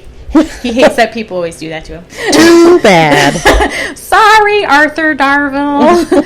I kind of missed him. You know, I feel like he was influenced from other characters from other universes or shows, but with him not there, it felt kind of off. It felt like there was an element that was missing, which is not something you want to say, again, when you're already waffling on something. The episodes are up and down. If there was one thing bringing consistency to it in the first place, it was him, and then he wasn't there. All the side characters, like Vixen and Steel and all of them, I really have very little interest in them. I like it's so harsh. I like the actors that play them, for the most part. I don't feel like they came out of nowhere. They were added in. They were trying to make something happen with that. Maybe they were trying to make it more kind of Justice League-like. I don't know really what their thought process was with that, but I don't think that they add much to it. And again, with consistency and characters being really important to me, when you just throw some people in, I hope maybe they'll get to give a little bit more of their backstory or why they're there. But they haven't focused on any of those things so far. So in the meantime, they're just kind of falling flat for me, just kind of like some of the other aspects of the show. I think the strongest points, I could talk about all the other characters. Heatwave. I miss Captain Cold. I really miss Captain Cold. I miss Captain Cold on The Flash. I know he's filming Prison Break. Come back, Wentworth Miller. It's really important to me. He, again, was another highlight of that show to me when we talked about Legends of Tomorrow. I think for the most part, we all pretty much gabbed on about how much we liked Captain Cold and basically how he converses back with everybody and how he plays off of everybody. And now he's not there too. So we've lost Rip. There's no Captain Cold. I like Heatwave. I actually like Heatwave more than I ever have, but he doesn't have his good buddy there. There's a hallucination episode where you keep seeing him, but it's kind of a cruel tease. That's how I feel. So if I could recommend, he needs to come back to the universe all around. He needs to come back to that show. He was one of the positive points, but he's not there. So, sad face emoji. Or just sad face because you're alive. Yes. But they can't see me. What's made me most interested in this portion of Legends, which is when Kyle told me that there was going to be the Legion of Doom with Malcolm Merlin and Damien Dark and the Reverse Flash. And I do love them. I love the actors that play them. I love those characters. I loved them on their respective shows as villains. I just feel, again, like the writers haven't used them adequately. And I know they're building their story up to go somewhere. But again, I think we haven't seen enough of them. I also feel like the Legends themselves haven't come across to them enough. They've seen them in certain spots in certain episodes. And Sarah's gone on about, her vendetta with Damien. Being that Damien killed her sister. Yes, he did. And I understand, I would feel probably a vendetta too. Just so you know, she's sitting right here. But at the same time, I just think they're just not being used adequately the way I thought that they were going to be. I thought they were going to be the main focal point, and I still don't feel like they are. Maybe I'm the only one in that boat, but I feel like it's almost one of those things where you could almost watch the show from the other room and get all the main points and not have to consistently sit there with the TV in your face to understand what's going on. They are traveling to all these different time periods, and they have the Legion of Doom now where they're running into them. Even the reason why they've all kind of gotten together is a fairly simple story, and I hope to see it grow further. I love their chemistry between each other. For a while, they didn't seem to always be getting along with each other, like Reverse Flash was kind of running the show type of thing. But I look forward to maybe that growing somewhere stronger than what it is right now. Or them just going back to their respective shows and just leaving Legends to kind of figure out what they need to figure out on their own. Because I would prefer that over what it is right now. Harsh! Sorry. Rip Hunter is a director of an awful American accent in late 60s New York. I'm sorry, it was awful. It was awful. I actually pointed that out too. I was like, oh, he slipped. Yeah, I didn't like it.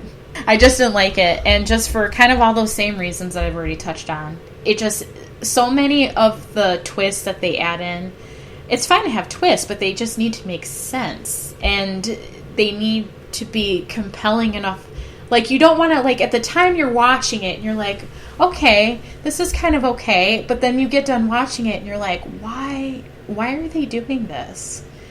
I hope I'm not the only one that feels that way, but that's how it's leaving me feeling. So I guess, I don't know, I think that's pretty much my wrap up on Legends. I can't think of any specific thing that stood out to me other than the Legion of Doom characters that made me be like, wow, great segment of this season. The big thing with the first half of Legends of Tomorrow, and this is really what I'm going to say about Legends, I don't mind the new characters, but I really don't like the absence of Rip Hunter.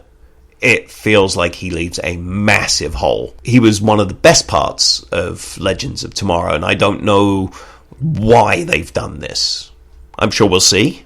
My guess is because he was filming the 3rd season of Broadchurch. That would be a good reason.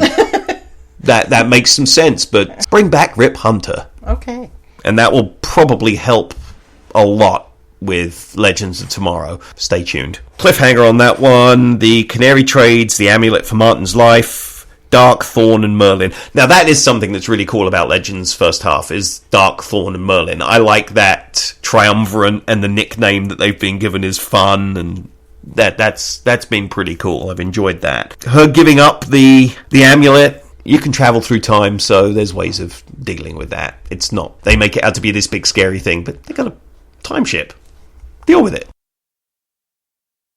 I like Supergirl. It was cool that Superman came for the first 2 episodes. I like the guy who's playing Superman. He seems... Tyler Laughlin. He's pretty damn perfect, I think. He's one of my favorite actors to have played Superman.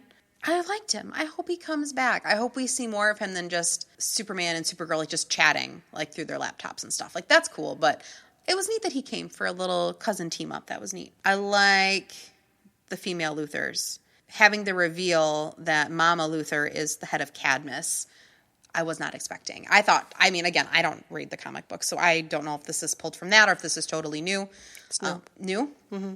Cool. Then good for them for being super creative. I would have never put the two together. I like Lena Luthor. It was cool to find out that she's adopted. She's not a biological Luthor. And I like the element that gives her character with the mother not loving her as much as Lex, but the dad favoring her, rebranding Luthor Corp to L Corp to try to get some better press around the company. I like her character, and it's interesting that she started off good. She was a good person, and now we're not so sure. Is she going to go the way of her adoptive family, or is she going to just be like a double agent and try to get some information for the super team? Cadmus, I had no idea what they were for a while. They were kind of fun to figure out, and I knew they were against aliens on Earth, but the fact that they got Supergirl's blood to get into the Fortress of Solitude with cyborg Superman, who's really the real Hank Henshaw, that kind of blew my mind. I think Kyle had mentioned in Supergirl Season 1 podcast that we were going to see cyborg Superman. I had no idea it was going to be Hank Henshaw. I thought it was literally going to be a guy who looked like Superman who was a cyborg. I did not know that it was going to be Hank Henshaw. So that was cool, by the way. So he goes into the Fortress of Solitude with Supergirl's blood and steals Project Medusa to eliminate all alien life on Earth, because it was supposed to be a virus to protect the Kryptonians from any potential alien invasion. So it would protect all the Kryptonians on Krypton and kill all the invaders. That was kind of cool. And it was really cool when Lena flipped it and she was able to save all the aliens and add in a super awesome little effect that it kept John Jones, Martian Manhunter, from turning into a white Martian because he got a blood transfusion from McGann Moores, who's really a white Martian, not a green Martian, which I did not know. That kind of blew my mind because we've seen her transform into a green Martian. I thought that was legit. I didn't know. I think she's a green Martian in the comics. She's Miss Martian, which is a Manhunter's sidekick. So yeah. So because I was like, why does she not want to give him her blood when he got pulverized by the parasite? But that was a twist. I didn't know. And it was kind of cool. I don't know, her and John are still okay, I guess. But it was neat that it was her blood that was going to turn him into a white Martian, and then Lena comes in and saves him. So maybe Lena is good. I don't know. I like her. Jimmy Olsen as Guardian. I don't know how I feel about that. I still see him as, Jimmy Olsen, the photographer, not James Olsen, the Guardian. I like that Wynn is kind of his technological sidekick. He's the man in the van. Is that a thing that happens? Or is this new? I think it's new. Okay. There is a Guardian. Kyle will know. But if it's supposed to be James Olsen or if it's a different character. My understanding of the Guardian character, and this is one of the deeper DC characters, is that different people take on that persona. Okay. But so it's down. I'm not sure that it's a James Olsen ever. But I don't know. Because he still kind of has feelings for Kara. Mm-hmm. And I'm almost wondering if, he's doing this because he wants to fight with Kara and her sister in the DEO, and everybody else is making a difference and he's just a reporter. But I also wonder if he's doing it to kind of endear himself more to Kara because he still has feelings for her, and this way maybe she can take notice of him and see him in a different way than just friends. I don't know. I think his motives are pure, but it's just what is his motivator? Mon-El. Can she end up with Mon-El? Because, Right. he makes my heart go pitter-patter. For those who can't see Kylie's list of talking points, Mon-El, parentheses, hubba hubba. That's very true. He is the new heartthrob of the Arrowverse, and I like the actor that plays him. I like the personality they've Chris given Wood. him. Thank you. He is awesome, and I like that he and Kara are kind of like, they kind of got a little thing going on, and it's really cute to see, and I want him to stay. Can he just stay forever? I'd like him to stay forever. Oh, Linda Carter is president, not Wonder Woman. I was so happy when I saw Linda Carter, because that was episode 3. I was so happy when I saw her as president, because that's perfect, because she is. I love it. I love it. I like how they're bringing in, they're continuing the tradition of bringing in people from the other Superman series of, family, the greater family, and having them play other roles. And even though she's Wonder Woman, she wasn't in Superman. I like that they're still bringing her in because she's awesome, and I'm so happy to see her. Another thing that I liked in the crossover episode when they brought in Supergirl to meet the rest of the Arrowverse team, that Brandon Routh, who did play Superman after meeting Kara, I think it was in their alternate reality when they were in the pod, the alien pods. He said, hey, she looks like my cousin, or something. He said it at one point, and he said, she looks like my cousin. I loved it. I caught that reference because I saw that Superman movie, and I knew what was happening. I felt so awesome at that point. It made me happy. I like that little tidbit. And so having, Linda Carter, Brandon Routh, that dude. Dean Cain. Thank you. I know. I remember. I can't believe it. I got off I that remember dude. Lois and Clark. I remember that show. But I like that they're, and Kara's mother, Eliza, she was the original Supergirl. Yep, Helen Slater. Yep, and they brought in other people from season 1 too. But I like that they're continuing that tradition, and I feel like it makes the show better, and it's paying homage to not only Superman and Supergirl's history as pop culture icons, but also it's for the fans too. But they're doing it in the right way. Some shows will kind of pander to the fans, and they'll make it pandering to the fans, but the show does it in a right way where they bring them in with a purpose, with a good character, and relevant to the storyline. Yay. I don't miss Callista Flockhart. I don't miss her. So I don't mind James Olsen as the head of Catco. Don't care. She was great in season 1, but she served her purpose. She helped Kara evolve as a person, and she served her purpose. And I think it's fine that she's not in Vancouver shooting with the rest of them. Okay. I'm good. Windshot, I like that he's with the DEO. He seems a much more natural fit there. He's not just IT support. He's actually making a difference. He's helping them with research, and he's really taken to that life. And I like that he designs the super suits. I think that's pretty cool that a guy is designing the super suits. I like Windshot. Wynn's one of my favorite characters. He's just cute and adorable. Alex and Maggie. I didn't like Maggie at first, but I didn't know if we were supposed to. Tough as nails. Good cop. The actress is doing great. The writers are doing great. It's a great character. I didn't like her at first. But I like her and Alex together. I remember when this series, when the 16-17 DCTU series was going to start, they had mentioned that they were going to make one character LGBT. But they weren't going to tell who it was. And so, theories abound. Who was going to be the character? And I'm really happy that it was Alex. I think if it was one of the main characters on any of the shows, that would have been negative for a lot of people because those characters are iconic and they're very much, they're kind of set in stone. They've been around for so long, people see them as a certain way. There can be different interpretations, but I think that would have been too much for a superhero series. But I like that they chose Alex. She's tough, she's strong, she's just a wonderful character. I really like Shyler Lee and everything that I've seen her in, and I love what she's done with Alex in season 1 and this half of season 2. I think it was a very natural fit. I don't think it would have been natural for Cisco to, take that storyline, or Wally, or I can't think of anybody on Arrow where it would have been a natural fit. I mean, we already kind of got that with Sarah, so they've already had that. Legends has Sarah now, so Alex is a great fit, and I think she pulls it off beautifully. I haven't heard any negative reactions, but I also haven't gone to seek it out. I think it's kind of cool. I like that they're being more inclusive, and there's a lot of different ethnicities represented in the Arrowverse, and I like that they intentionally decided to do this. I think that's very smart, and I would like to see where their relationship goes. They're kind of cute. Beyond really no cliffhanger. Blah, blah. Second half of Supergirl was much stronger, and I about died with the first couple episodes with Superman. It was amazing. I cannot even describe the joy. And I'm not even like a huge Superman fan. Like, I do like Superman, but there are some diehards out there in the world. I would not classify myself as a diehard with Superman, but oh my gosh. And I was very skeptical about that actor that played him. Tyler Hoechlin. I was wrong. He's really good. I actually like him better than Henry Cavill, personally. Like, that's hard. Ooh, moderator. She hasn't said much, but she commented on that. Well, this is more of an interview, but okay. I like all the aspects pretty much that they added to this show. I'm actually sad that Kat isn't on it as much, which is so funny because I complained a little bit. I think everybody did a little bit about the Devil Wears Prada relationship that Kara and Kat have in the beginning. But, you know, then it was kind of weird when it wasn't there. And then she had Jimmy take her place because they were trying to, like, I think, scale back on the Jimmy-Kara relationship. So they were like, where should we put Jimmy now in this spectrum?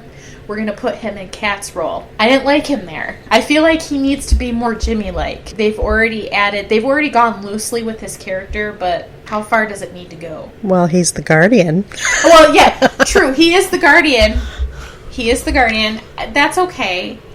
I think one of the things that I'm noticing in all of these shows is that all these superheroes they've developed like a posse.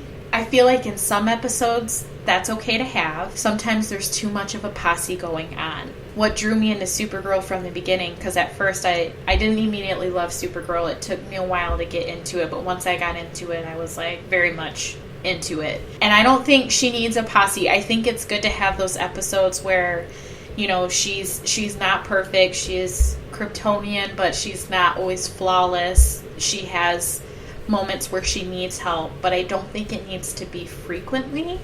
I think that they're kind of following the same format of some of the other shows. Like, Arrow has his sidekick posse, and he had his really big posse with Dig and Thea and Laurel and Sarah at one point. and then in the Flash, you know, he has himself, and now he has Kid Flash and Jesse Quick and all these other speedsters, and he has, you know, Cisco's become more like Vibe and all these things. I don't feel like these strong characters, I know they're growing as characters, but I feel like their sidekicks have, in some regards, in their stories, grown past the main characters. I don't like that. I like my heroes, okay? I like my main heroes. I love Superman so much. I love their relationship. Those two really play off each other well. I actually also like, who is totally fangirling over Superman? They all kind of do at the headquarters where they all... Oh, they cast... I don't know if she was there yet, but they cast him as Tessmacher, if that's what you were thinking of. No, I'm talking about, like, how everyone's just excited that Superman's there. He's visiting, you know what I mean? Like, they're all really excited about it. Like, Alex is excited about it. Oh, yeah. Everybody was doing that. Yeah. But that's what I'm talking about. I just like... I like all of those little... And all the fun, really... The interrelationship or interpersonal quips that they have between each other are also really fun. The female Luthers. I wasn't sure how I felt about that at first. I think that has a lot of potential, though. So I'm looking forward to see where that is going. I think it's different, but it's different in a good way right now. I mean, we've seen so many different versions of Lex, and I think he still gets mentioned. So it's not like they're ignoring the fact that he exists in the universe either. So who knows? Superman made an appearance. Maybe Lex could in the future, too. That's exciting to think about. But I think that so far it's been pretty interesting. I think, who's the one actress that plays, she was on Melrose Place, wasn't she? Desperate Housewives, Brenda Strong. Oh, Desperate Housewives, that's right. She plays Lillian Luther. I like the way they play off each other. I think that's going to be very interesting to see as the show goes on. I also liked how they brought in some of the side characters from Superman. I feel like they haven't done that as much on some of the other shows. Superman has lots of side villains, and they've been utilizing that. Even if it's just for a little bit, it's a fun little added thing to the show. And if you're coming in to watch a comic book show, I think most viewers who are going to do that have a specific thought process in mind on what they're going to see. it's nice to have that every now and then. I feel like a couple of the other shows haven't really done that. I mean, they've had their reoccurring roles or appearances, but just to actually have characters from the material sometime is kind of a nice added aspect. I hope they continue to do things like that on the other show. Oh yeah, Cyborg Superman Hank Henshaw. I did not see that coming. I did not see that coming at all. That was shocking to me. I think Kyle kind of knew, but I didn't know. So again, it's one of those things where, like, when they're adding in their plot twists and they're adding in those surprise elements, it makes sense, but it's exciting, and to me, I think it's going to add to Supergirl's growth and character arc, which I keep preaching it, but it's the truth. I like story, I like character. So as long as all those things continue to add up together, I will continue to like Supergirl more than Legends and Arrow. I think the one, in terms of change from the first season the most, is Supergirl. Obviously going from one network to another and them really trying to make it fit better with the CW universe. For the most part, I really like the changes. I didn't really like the work aspect of Catco. I felt it dragged, like, it'd be a really fun show, and then it would cut back to that, and I wasn't invested in that.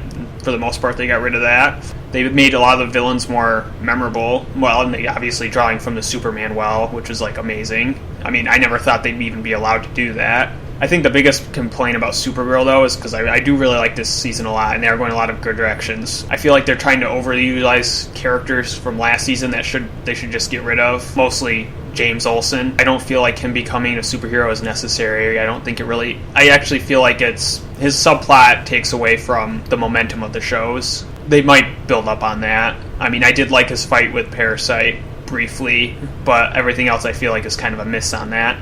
And I do really like Mon-El and Kara. It's definitely the best out of the pairings they've tried to force her into. And the guy they cast as Superman's amazing, so they better bring him back in the next half of the season. Okay. Supergirl. It was a show that I enjoyed on CBS, but it felt like it was too restricted. Moving to the CW has really helped it. I enjoyed the first half of the season. I actually really enjoyed the incarnation of Superman that they gave us. Not quite as big and bold, but I'm glad they did that because I didn't want to see them take away from Kara Zor-El. They're actually allowing her to be the main hero while he was there, and that was smart of them because it would have really diminished the show as a whole if they had him come in and be all that he can be. The show is very female-centric, and that's good. I think we need that. And you see that even in the villains with the Luthers. So that's good. Alex Maggie, I don't mind it, but it does feel a little forced. Okay. It's like a lot of TV shows seem to feel the need to include everything. We've got to make sure that this race is covered. We've got to make sure that this sexuality is covered. It's a little politically correct. I don't have a problem with that per se, just don't force it all the time, which is definitely something we've been seeing. Mon-El, you wrote Hubba Hubba. Well, that was just my little footnote. He is a good-looking young man. Thanks for your... But I'm not Hubba Hubbering over him. One thing I do want to see them do at some point during the Supergirl show is go back to Krypton and show us where she gets the scar. Because it just seems really weird that Supergirl has a scar on her face. Tell me the story that gives her that. Mon-El's fun. Not a bad character. It's good that she's got somebody to play off of that isn't a male character that's stronger than her. And they've done that very well. Adding Guardian, also a good addition, but he's not stronger than her. She is the main hero, and they've kept it that way. John Johns is there, again, supporting. This is important for this show that they never, not necessarily never, but they don't push her to the side, which there's a risk of that sometimes. When they introduced Superman, there was a big risk of that, and they managed to avoid it, which is good. I like Linda Carter as the president. That was great. I like all these little things, bringing back Dean Cain to play the father, bringing back previous people who've played Supergirl, all of these things. They're those little Easter eggs that, us geeks like. Win. I actually really like him in the role in the DEO. It gives him a lot more purpose, and he gets to show off. And I love that he's the son of the Toyman. That's just great. Cyborg Superman, Hank Henshaw, that's a little different. Yeah, I'm not sure really what to do about that. I don't miss Callista Flockhart. I wouldn't mind her guest appearing every now and then, coming in and checking on her empire. But she was too strong of a female character against Kara. It's a better show without her. And that's not against Callista so much as just the character of Cat Grant. There was a couple of things I actually forgot on this list. One of them was the whole side plot with John Jones turning into a white Martian.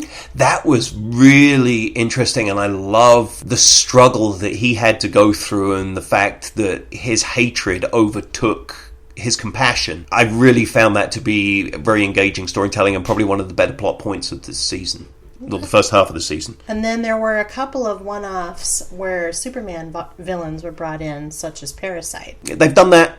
Even you'll see more of that as the season goes on too. I don't mind it because there isn't a Superman show out there to tell some of those stories. So if you don't mind me throwing a little spoiler in there, there is a Mrs. Spitflicks episode coming. Oh, okay. And I love that character from the comic book, especially from the 90s Superman show, and Gilbert Gottfried did the voice in the cartoon, and that was fantastic. That was one of my favourite episodes of that. So seeing that character used Bird in a Supergirl story was kind of fun. Cool. So you got that to look forward to, people. All right. If Kylie doesn't cut that. Which she might. Cliffhanger. There really wasn't one, like you said. The Cadmus takedown, yada yada yada. There wasn't really a cliffhanger, so No. it was okay. It's been a good first half of the season, an improvement on what we saw on CBS. I have even less to say about Supergirl. Oh. I like the show. Don't get me wrong. I do like the show. But it's like the last of these four that I'll be rewatching, like I said. I'm so glad they brought Superman in, because I think one of my annoyances with Season 1 is they can fly pretty fast, and they're in the same country. So I feel like she should have helped him, and I get why he's not coming in and saving her, and they addressed that. But there's some pretty life-threatening situations she's in, and I feel like I'm not sure why they haven't done a Metropolis trip. Like, him needing her help kind of would be an awesome storyline, especially earlier, to help her discover who she is. There is an answer for that. Do you want to know it? Sure. There's a little company called Warner Brothers who owns all of these characters, and they actually prevented the CW shows from using the characters that were appearing in the big budget films. Oh. And Batman vs. Superman was the movie of the year when Supergirl Season 1 came out. I guess that makes sense. But I feel like that was also after they decided that we're going to cast a different guy as the Flash in the Marvel movies. So I don't know. I think it did in a little way hurt Supergirl, though, even if it makes sense. I don't blame Callista Flockhart for not wanting to move to Vancouver, but I think it does hurt Season 2 a little bit that we were just kind of really watching her relationship with Kara grow and evolve. So it does stink that the writing was, I need a break. Like, it really sounds like she's coming back. And maybe in her mind she'll guest star once in a while, but it sounds like, nah, she's done. The show was canceled, so she got over it. And, we moved it. The CW picked it up. And she's like, nope, I'm over it. So, but I like that character, so that does hurt it a little bit. But I'm enjoying Season 2 more, because we're getting more from Martian Manhunter and learning about white Martians, saying the right things. You are? And this one didn't really have a cliffhanger because it was the seed to the It did crossover. not have a cliffhanger. Like I said, I'm enjoying the characters. Not that I'm surprised that CW is like stepping up to support some of the character choices that they've made with, I forgot her name, Kara's adoptive sister. Alex. Yeah, her being a lesbian and going through that process. Like, some people have tweeted that they were upset about it. Like, what should I tell my kids? And I enjoyed their response of, just tell them that this... I can't remember what the response was, but it was very positive and supportive. And there aren't that many shows, and I think we've talked on, I know Supernatural TV shows like to kill the gay characters, so hopefully they're not going to kill her off. But I doubt it anytime soon. Like you said, there's no cliffhanger per se, so I should just talk about the crossover. Hyped as a 4-episode crossover event. First, I'll preface it saying I enjoyed it overall. Really breaking it down episode by episode, I feel like I had more negative things to say than positive about it. So, episode 1 of the crossover, I didn't mind the episode of Supergirl, but it wasn't an episode of the crossover. We just get Barry and Cisco pulling her into the next episode. It was not a part of the crossover. It was a teaser to it. So I think my favorite episode of the crossover is the Flash episode. I feel like we actually get the 4 shows together, and they have those big shots of everyone walking, and that they'll probably used for publicity. And I enjoyed seeing the different characters from the different shows interact.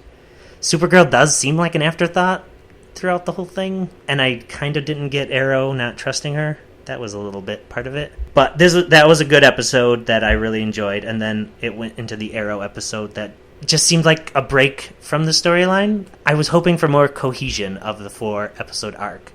I was hoping for each episode to feel less like an episode of its own show. Especially if you use the CW app, it was a separate... When you go to different shows, that was a separate thing to just watch those 4.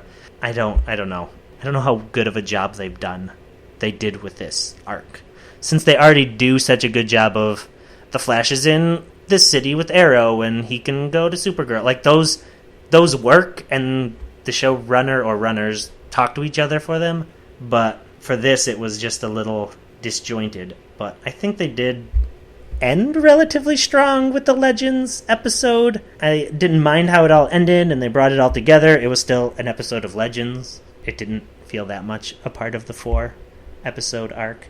And maybe it's that they do cross over individually so much that it didn't, like your note said, all the people in the Arrow one from the other shows, their characters started on the Arrow, so it really felt like an episode of the Arrow that barely advanced. It advanced the story just enough. It was kind of like your traditional trilogy. The first one was pretty good. The second one was the worst. And the third one did its job and was entertaining. But I don't know how good a job it did as this event, especially since I felt like all the cliffhangers of each show were disjointed from the rest of the season, and the characters kind of just didn't care about the problems they were dealing with. And I kind of want to rewatch it one more time to see if... I'm wondering if they wrote that Thea was fighting in part of it before they knew she was hanging up her suit. And I'm wondering if they, filmed a little scene that I can't remember of her saying, yeah, I felt like I needed to put it on again for this, which I feel like did happen. And I wonder if that was an afterthought or not, or where the decision was made, no, she needs to be a part of this. If it was before or after they knew she was done shooting arrows at bad guys.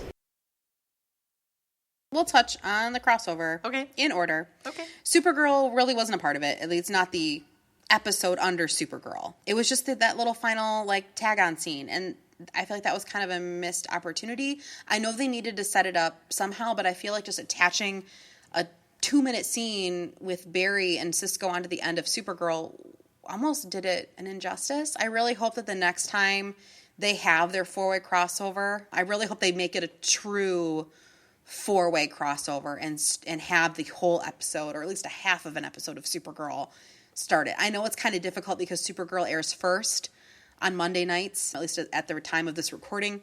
That's probably going to be the default show to set it up. And it could have been better than a 2-minute scene. So we really start with the Flash on the next night, and they really get it rolling. They get all the teams together. Flashpoint is discovered because Cisco's upset that his brother isn't there. And the Dominators, who apparently came to Earth in the 50s. Yes. And now they're here for research and fighting, and I don't know. They're complicated, and they only kind of blew over them a little bit. Yeah, they're from the comics. Yeah, very briefly. They fight the Justice League a lot, actually, because they're such a formidable villain. Okay. So non-comic book girl here. But they were cool to watch. I was more excited about the big team up and using Supergirl as their training. I don't really want to say leader, but she was kind of their training target because she has all these abilities that the Dominators sort of have. They have similar abilities, so she's the closest thing they have to fighting a real-life alien.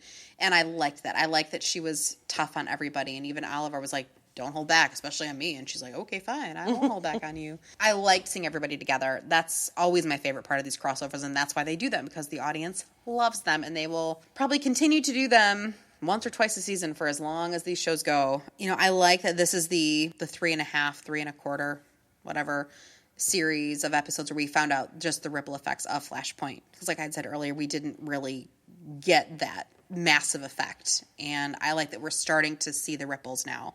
The Arrow episode was my favorite, though, out of this one. I know I ranked Arrow 4th, very closely in 4th. But the Arrow episode was my favorite because we got to see, again, what their lives would have been like. I mean, that's why I liked Flashpoint so much. And I think that's why I liked this Arrow, the episode 3 of this 4-parter so much. I liked seeing him and Laurel happy and together. I liked seeing both of his parents alive and happy, and Thea happy, and they were okay. They still evolved into the people that we know them to be now in season 5. But I liked seeing Tommy again. I liked seeing Laurel. I liked everything. It was my favorite by far. And I almost thought for a second that Thea, after she realized that this was fake, I liked that she almost was going to stay. I mean, who wouldn't want to stay where your life is happy and your family is whole and things are the way that you feel like they should be?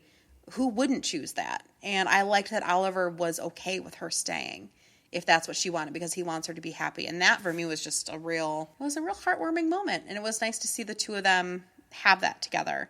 But I'm also happy that Thea chose not to stay, because I would have missed her now that she's kind of getting back into Speedy mode. Yeah, the Arrow episode, that was my favorite. The Legends one, I felt it was a good wrap up with everything, but I don't know, it really just paled in comparison to Arrow.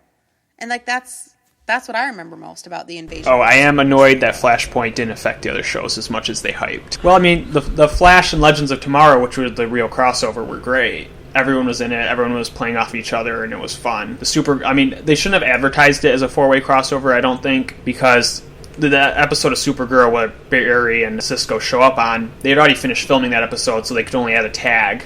So that was already a cheat on that one. But then the Arrow was the 100th episode of Arrow, so they focused entirely on that cast.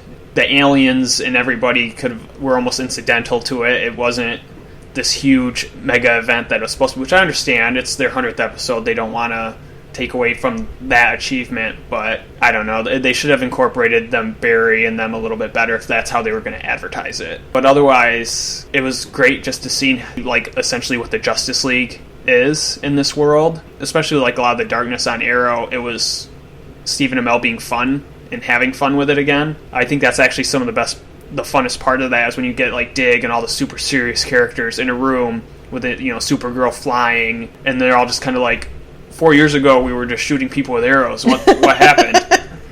So that was really fun, but it just shouldn't have been advertised as a huge mega event. Kind of like Flashpoint shouldn't have been advertised as how earth-shattering, changing everything it was going to be, just because then people feel cheated. And that's part of why Supergirl didn't have a cliffhanger, because her cliffhanger was basically the kickoff for the crossover. Right.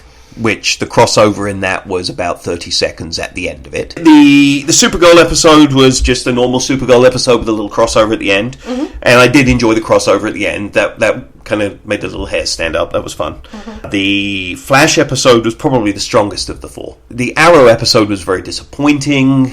The Legends episode was kind of the end of it, and it felt a little forced to me. Okay. It's we've got to end this. If you look back through the seasons at the crossovers, it was better when it was just 2 shows crossing over. I think they tried to force too much into the 4 hours, which really it's not 4 hours, it's, an hour and a half. It's 3 hours when you take all the commercials into account. While I enjoy the crossovers, I think they tried to do too much with this one, because they had that 4th show that I think maybe they'd written it and then they got Supergirl and then they went back and crammed that in, and that's maybe why we only had that little bit at the end of Supergirl, but it changed it enough. It may have been better if it had just been the 3 shows, but it's going to be hard to tell. We've got what we've got, and did I enjoy it? Yes. Was it as good as a standalone episode or a 2-show crossover? Absolutely not. Do you think they should try again? Yeah. But maybe leave out Legends of Tomorrow in it. Okay. Or make them be the lesser. Because I like the chemistry between Supergirl and Flash and Arrow. That was fine. Kind of the Arrow Supergirl stuff was actually a lot of fun. That tension between them was fun. Mm-hmm. And Barry and Kara have such great rapport. Of course, they've got history. So this was advertised for a long time. There was lots of commercials, lots of talk about it on the social medias. I was really stoked about this. I don't know if I would call it a super mega crossover myself. I think there were aspects of it that left me feeling... Maybe I built it up too much in my head, but there were aspects of it that left me kind of disappointed. One being that there really wasn't much of a crossover in Supergirl. I'm sure that's going to be the butt of every joke. Someone just kind of shows up at the end of the Supergirl episode, and that's all she wrote there. I like...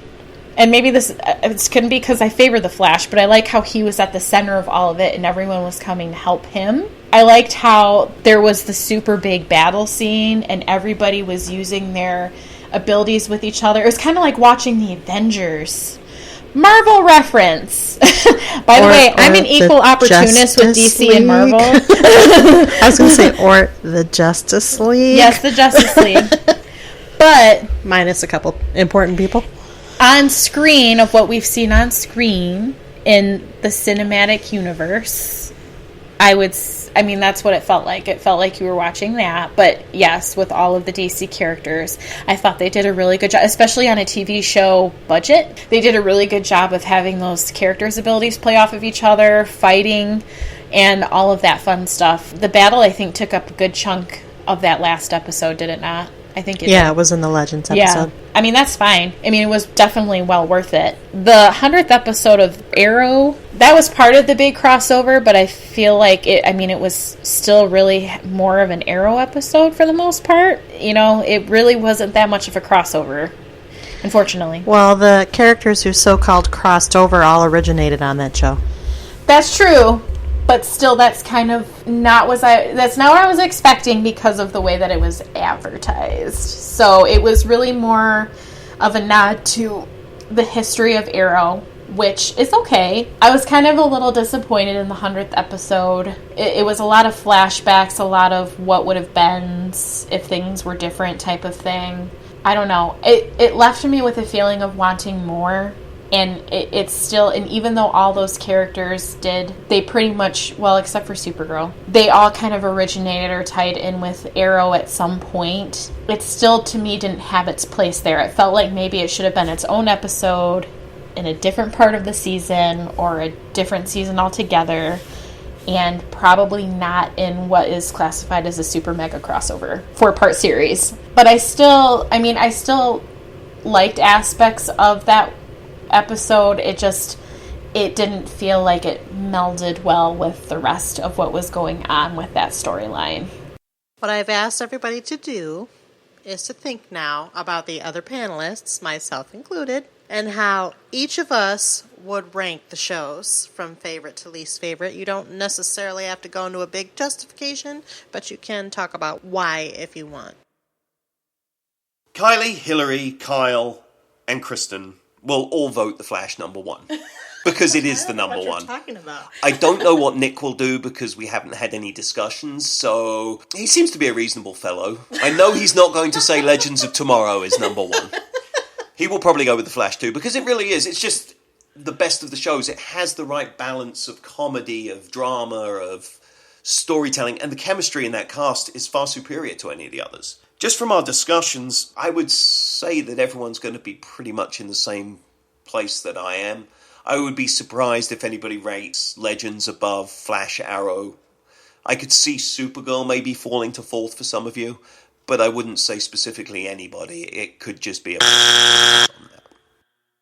Well, all I'll say is, I probably should have said this at the beginning. The reason I even started watching these shows, and while I'm a late joiner to the panel because I didn't watch the shows when the panel started, but being on other panels with all of these people, they've talked about these shows a lot, and it piqued my interest enough because I found The Flash kind of boring at the beginning, like slow. So listening to you guys tell me it's good, keep watching, I did, which made me watch all the other shows. So I have a little information to go on to. So I kind of lumped everyone together, and this is my guess, that everyone liked The Flash the best, then Arrow. This is a complete guess, but some of a little bit here and there, I would put Supergirl before Legends. So my guess is everyone thinks Flash number 1, Arrow 2, Supergirl 3, and Legends 4. So just a little different from how I... I think everyone's going to make The Flash first and Legends last.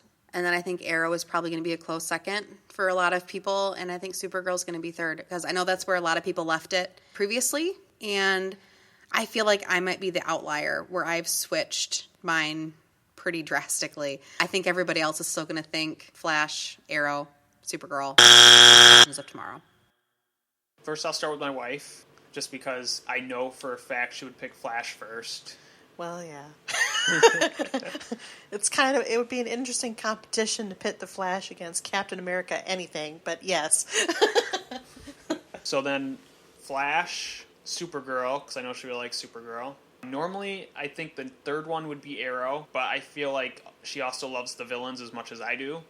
So I think she would put that in the same ranking as mine, just because of how much we love Reverse Flash, Damien Dark, and all them. And then Arrow last, because I know half the time I have to force her to watch it, because it's such a slog. So I'm pretty set. I know her list will probably be the same as mine. Although I wouldn't be surprised if she put Supergirl above, or switched Supergirl Legends of Tomorrow. It's kind of hard to call on that, because she really loves Reverse Flash and that, but then she really isn't attached to the actual main Legends heroes. Spencer would probably be Flash also. I'm going to say probably the same, Legends of Tomorrow, because he also loves the villains as much as I do.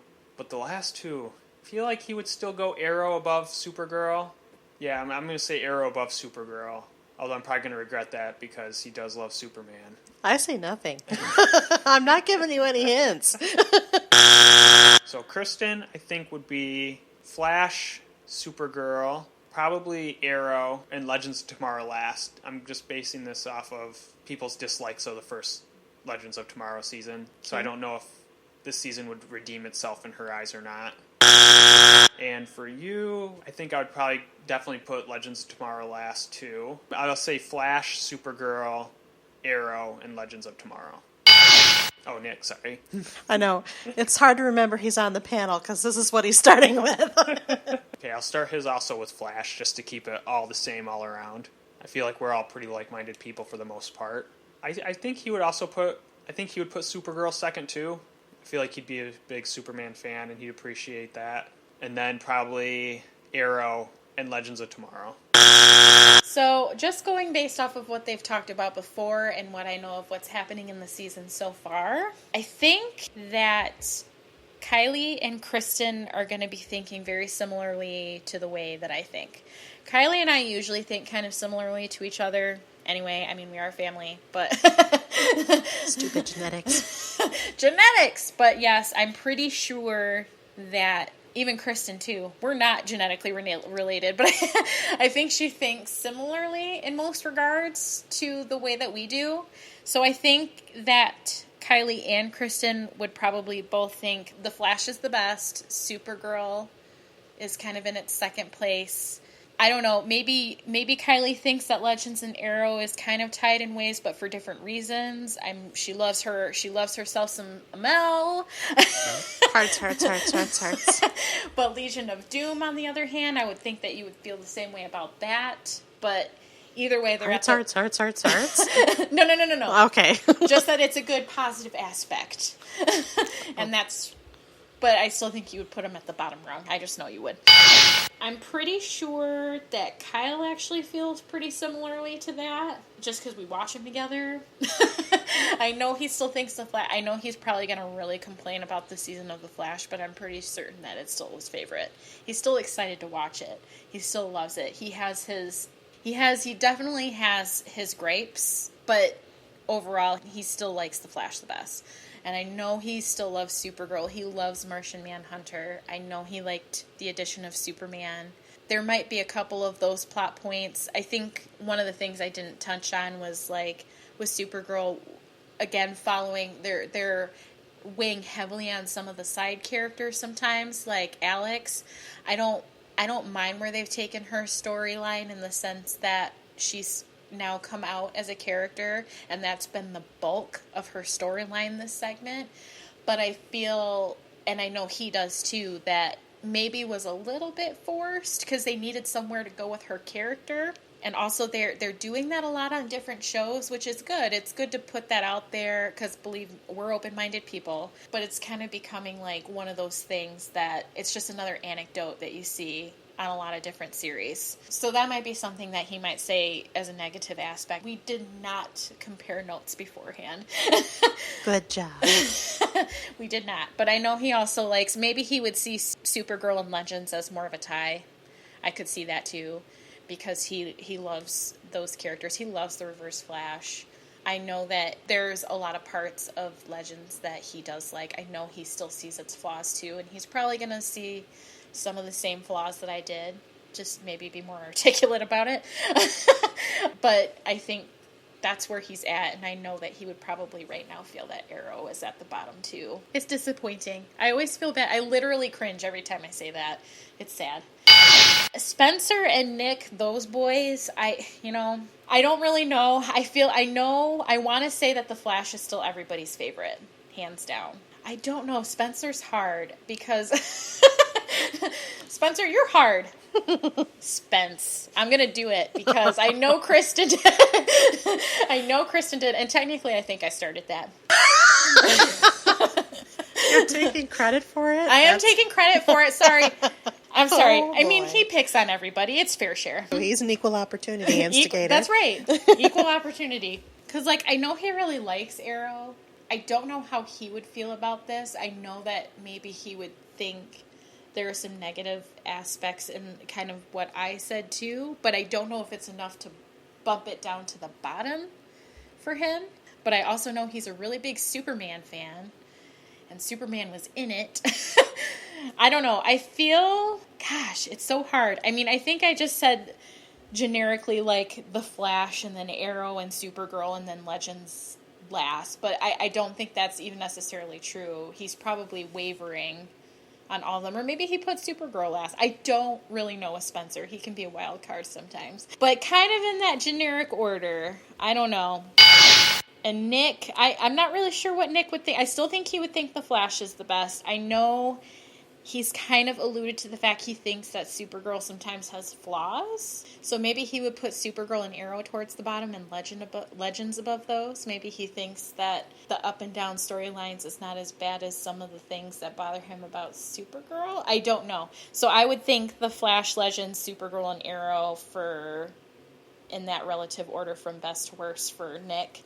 But I'm not really sure because he kind of has come into this a little later. So I haven't gotten to hear a lot of his commentary on it. Hillary, you almost had it. You just trusted your first instinct. And actually, I did give her a couple of generous buzzers because obviously Kyle did not tie Supergirl and Legends. And then she also kind of doubted herself with Spencer, although her first guess was right. And as it turns out, Kristen and, of course, my sister and Kyle know me the best. Isn't that funny? Yeah, I would rank it to be The Flash is obviously the best. And just a few comments I'm now going to offer from my perspective on the seasons up through mid-season. I think The Flash is a little bit flatter than it has been in the past, but it is certainly the best of the 4 shows. I do agree that Savitar, being yet another speedster in the pantheon of speedsters, being the big villain, is kind of a letdown, and I also agree that the Flash has not capitalized properly on the use of Flashpoint. Then again, we don't know what the second half of the season is going to bring. And I really hope that they develop Flashpoint a little bit more and that they don't give it an easy fix. Because I think that's one of the eternal struggles that Barry Allen has as the Flash, is to not give in to temptation to run back in time or run forward in time and fix things. And it serves as a really nice setup for the mid-season cliffhanger and thereafter the potential plot of the second half of the season, in that now he's facing a moral quandary because he knows the future and he also knows what happens when he messes with time. So I think it's a really good and interesting proposition that the Flash has set up for us. But I do agree that Flashpoint was ultimately sort of anticlimactic. It was abrupt, it didn't go on nearly long enough, and it didn't have the ramifications that it probably should have had, at least on Arrow and the Flash, and possibly Legends of Tomorrow, although we don't know what future Barry Allen is saying in that message that Martin and Jax heard, so who's to say? My second favorite is, in fact, Supergirl. And Supergirl has the benefit of being, it's sort of, everybody thought it was a hindrance, which is kind of the irony of the whole thing, that Supergirl was in another universe because she was over on CBS for a while, but it ends up serving them well because Supergirl is then isolated somewhat from the primary Arrowverse and can kind of operate independently, but be called over when needed, thanks to Barry as the Flash and Cisco as Vibe with his super cool opening portals power. Supergirl is just, it's moving along at a nice clip. They've lessened some of that rom-com feel. There are some clunky moments, I will agree, with Spencer, I think, is the one who characterized it that way. It's still kind of finding its footing a little bit and adjusting because it did switch networks. But ultimately, I think it's done very well. And for me, the only real misstep on the show right now is James Olsen, the role of James Olsen. Or Jimmy, as most people like to call him. I don't know how to solve the problem because I feel like they have a really great actor in Mehcad Brooks, but they don't know how to utilize him because he's against the Jimmy type. Jimmy is supposed to be sort of nerdy and skinny and, not necessarily this big, buff, strong, independent type who is insistent upon, for example, taking on the guardian role. I find it awkward, and I agree with whomever said that it kind of slows the progression of the story down. I think Kyle was the one who said that. To me, it's the only real misstep. Yeah, maybe Alex and Maggie are a little bit forced, but I think they handled the Alex self-discovery and coming out very deftly, very gently, and very sensitively, and I don't think that anybody would really quibble with that. I think that Kara and Melissa Benoist as Kara remains enjoyable to watch in every single facet of her portrayal of Supergirl. I love the move for Wynn to the DEO. I love the fact that we are being exposed to the female side of the Luthers, and I'm absolutely titillated by the idea that maybe we'd see Lex somewhere down the line. And I also agree, here, oh my gosh, Superman appearing on the first half of the season was amazing. And while I agree that they shouldn't overuse it, because then it wouldn't be so special, they definitely shouldn't leave it a one-time thing. Tyler Hoechlin was a very good Clark Kent and a very good Superman, and those were the two best episodes, hands down, of this first half of the season. But most of it was enjoyable. I do not agree with Nick that the dialogue is clunky. I think you get equally clunky dialogue on Legends of Tomorrow, if not worse, because they don't know how to make those actors and those players in that ensemble kind of jive well. So to me, that dialogue comes off clunkier than Supergirl. Nevertheless, I still like Arrow better than I like Legends of Tomorrow. Yes, I would say that Arrow Season 5 first half is probably my least favorite portion of Arrow ever. I know people like to rag on Season 3, but Season 3, for all of its faults, was still engaging and exciting in ways that the first half of Season 5 have not been. Yeah, the Ra's al Ghul storyline was carried on too long, and that was really because of the Warner Brothers interference given the Suicide Squad movie. In the first half of the 5th season, they didn't have even that focus. There was way too much central, not central. It was very, very scattered between the new recruits, all of whom are uneven in their portrayals. I'm not actually very interested in Wild Dog. I do not know where the heck Evelyn Sharp became Artemis from. I remember Evelyn Sharp in her prior appearance, but I didn't remember, did she become Artemis in the past? Artemis is an actual Green Arrow sidekick, and I feel like they're doing somewhat of a disservice to that character. And Ragman, he's a very obscure DC comic hero, as Kyle noted, and it's surprising that they put him on Arrow. Now, he'd be a wonderful complement to, say, Constantine.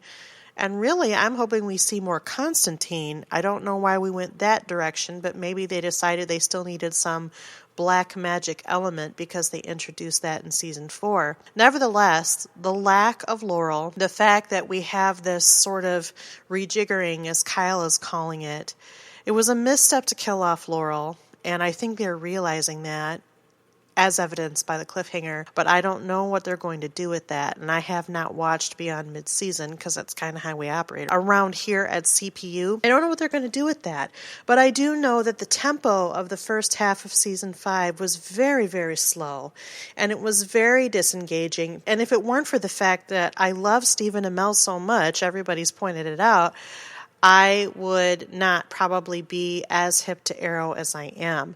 I still look forward to Arrow, however, more than I do Legends of Tomorrow. Legends of Tomorrow is better in Season 2 than it was in Season 1. I absolutely agree that I feel, like everybody else does, the absence of Rip Hunter. And it's probably because Arthur Darvill was off filming the third and final season of Broadchurch, which CPU does also cover, so shout out to Broadchurch and to Arthur Darvill and David Tennant, if you're all listening. Nevertheless, without him on Legends, it felt like it was floundering even still. I think positioning Sarah as the captain was not a bad move. She's actually not my favorite. I think the others on the panel like Sarah more than I do. She's one of my least favorite characters. I liked her better than Laurel as Black Canary when Sarah was the Canary, but I don't necessarily enjoy Sarah now as the White Canary or her overall fit in the Legends. I also don't really like or understand, I agree with Kristen, like where did this version of Vixen come from? Because I watched the Vixen series, the web series on the CW app, and that Vixen has a completely different name and is set in modern times and gets modern crossovers with characters from the other Arrowverse shows. This is a totally different Vixen. Where did she come from? How did she become part of the Justice Society of America? Why do we care that she was involved with one of the other members?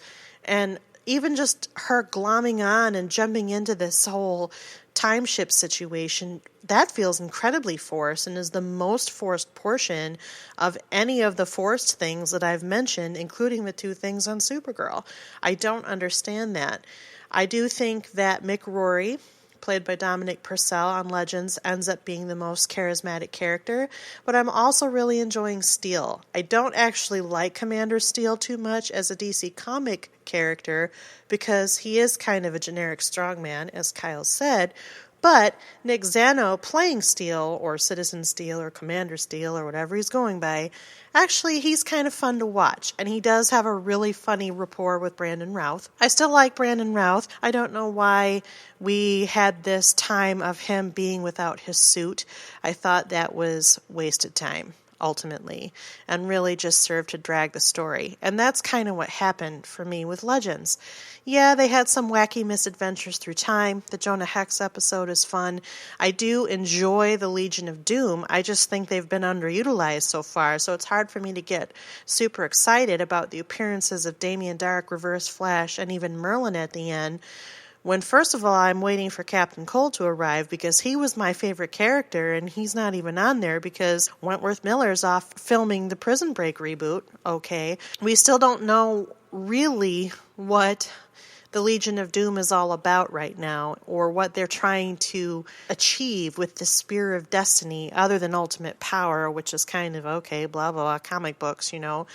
It's hard for me to even get totally interested in them. Their appearances are brief, and they're not given the same free reign that each of them were given on their origin shows. So we don't see enough of Matt Letcher, we don't see enough of John Barrowman, certainly, and we don't see enough of Neil McDonough. And in order for Legends to improve, I think they really have to utilize all these characters. I also think they have to make these characters appear on the other shows. The big billing going into this mega season, other than that crossover, was the fact that they had 4, or actually 5 series regulars, and the 4 members of the Legion of Doom and Laurel Lance being Katie Cassidy, and we haven't hardly seen any of them appear anywhere. And I think that's what's the frustration right now. The Flash can kind of exist on its own, and that's okay. Arrow can exist on its own, and that's okay. Supergirl can exist on its own, and that's okay. I don't think Legends can exist on its own, and that's why I like it the least. So then we want to talk about the universe, because ultimately that's the aspect that appeals to all of us on the DCTU CPU panel, and the mega crossover. I think a lot of the comments touched on what we already know. The Supergirl episode really wasn't a part of the crossover. The Flash episode was the hallmark of the 4 because it brought them all together. We had this real Armageddon moment where they were all kind of like walking all tough and awesome in their uniforms and stuff, and all the casts were together, and there was a lot of fun rapport, and it was really neat to see. But then in order to have the opportunity to enjoy those moments and to really relish in the fact that they're all together. That should have remained the case for all 4 of the episodes, not just the Flash and Legends episode. The Arrow episode in the middle, well, I understand why they did it the way they did it. It brought the whole narrative of not only that arc down, but it also ground Arrow to a halt a little bit. Again, the Arrow's tempo is struggling in the first half of this season, and the 100th episode was touching in many ways, but also underwhelming. And that's ultimately the problem that I have with it. It felt a little like a cop-out, and it's something that maybe they should have planned at a different time, in a different way. The 100th episode of Arrow could have been something spectacular and still part of the crossover. I feel like what we learned from that episode was negligible. All we know is that Oliver doesn't regret where he is, and that Thea maybe regrets quitting the team. Maybe she'll become Speedy again, and I actually like her as Speedy better than as sort of this ancillary character that watches after a drunk and grieving Quentin Lance. So for those who guessed it, my order is definitely The Flash, Supergirl, Arrow, and Legends as of right now, but we'll see what the future brings. So that is our DCTU mid-season roundup. It's a pretty experimental format, and I gotta say, highly labor-intensive. Wow! But I didn't want to pick up with these 4 shows at the end of season having not discussed them at all. First, because memories are always better, when you haven't let as much time elapse as we sometimes do at CPU. But also, we are going to gather together at the end of season for each of the 4 shows and record full 1 hour plus episodes related to the whole season of each show. So we'll do one for season 5 of Arrow, for season 3 of The Flash, and for season 2 of Legends of Tomorrow and Supergirl. But I just wanted to check in, and also it's a lot of TV shows that this panel is particularly responsible for. Not that you probably feel much sympathy for them, as most of these panelists are on repetitive panels, but this is the only panel other than Marvel's Defenders, and Marvel's Defenders is different because it's on Netflix, but this is the only panel where they have to cover 4 shows, and there may possibly be other ones coming in the future. So, I wanted to give them a chance to talk. I hope you enjoyed the format. I know this is an extra long episode, and the episodes in the summer will be shorter and more broken up. But for now, what I'd like to do is let you know our standard conclusory statement. CPU exclamation point was produced by Back Pocket Productions, run by yours truly, the Chief Couch Potato, and hails from Grand Rapids, Michigan. Please, if you like what you hear, take the time to rate us on iTunes, Stitcher Radio, or Google Play. What this means is we think it would be super if you gave us some stars, preferably 5. You don't have to give us 5, though, but we really would like to know how we're doing. So if you could take a moment to rate us on wherever you hear the podcast, that would be great. You can also comment on YouTube so that we can spread the word more effectively. If you have suggestions on shows we might consider that we're not already covering, contact us at our website, couchpotatoesunite.wordpress.com, via email at couchpotatoesunitepodcast@gmail.com, or via Facebook and Twitter. We're adding new and old shows to chat about around the water cooler all the time, and we have a lot of episodes everywhere, searchable and available via the web. So make sure that you find us, subscribe to the blog, any one of our channels, our social media accounts, and stay up on new episodes and events. The DCTU is currently in season on the CW. Supergirl airs on Mondays, The Flash and Legends currently air on Tuesdays, and Arrow airs on Wednesdays. You can catch up on past seasons on Netflix and on the most recent 5 aired episodes of the current season on the CW app. Until next time, though, keep listening, keep watching, stay tuned. Bye-bye. No, I have everyone's name. I just put who I thought they would pick for me, because that is how I read it. That's an interesting question. Who do you think they'd pick for you? But you still got to answer the other one. I thought everyone would pick, Ragman, because he's the new recruit, and we haven't talked. They don't know my feelings. Except for Kristen, I said Kid Flash, because he's the annoying little sibling. I'm keeping that in.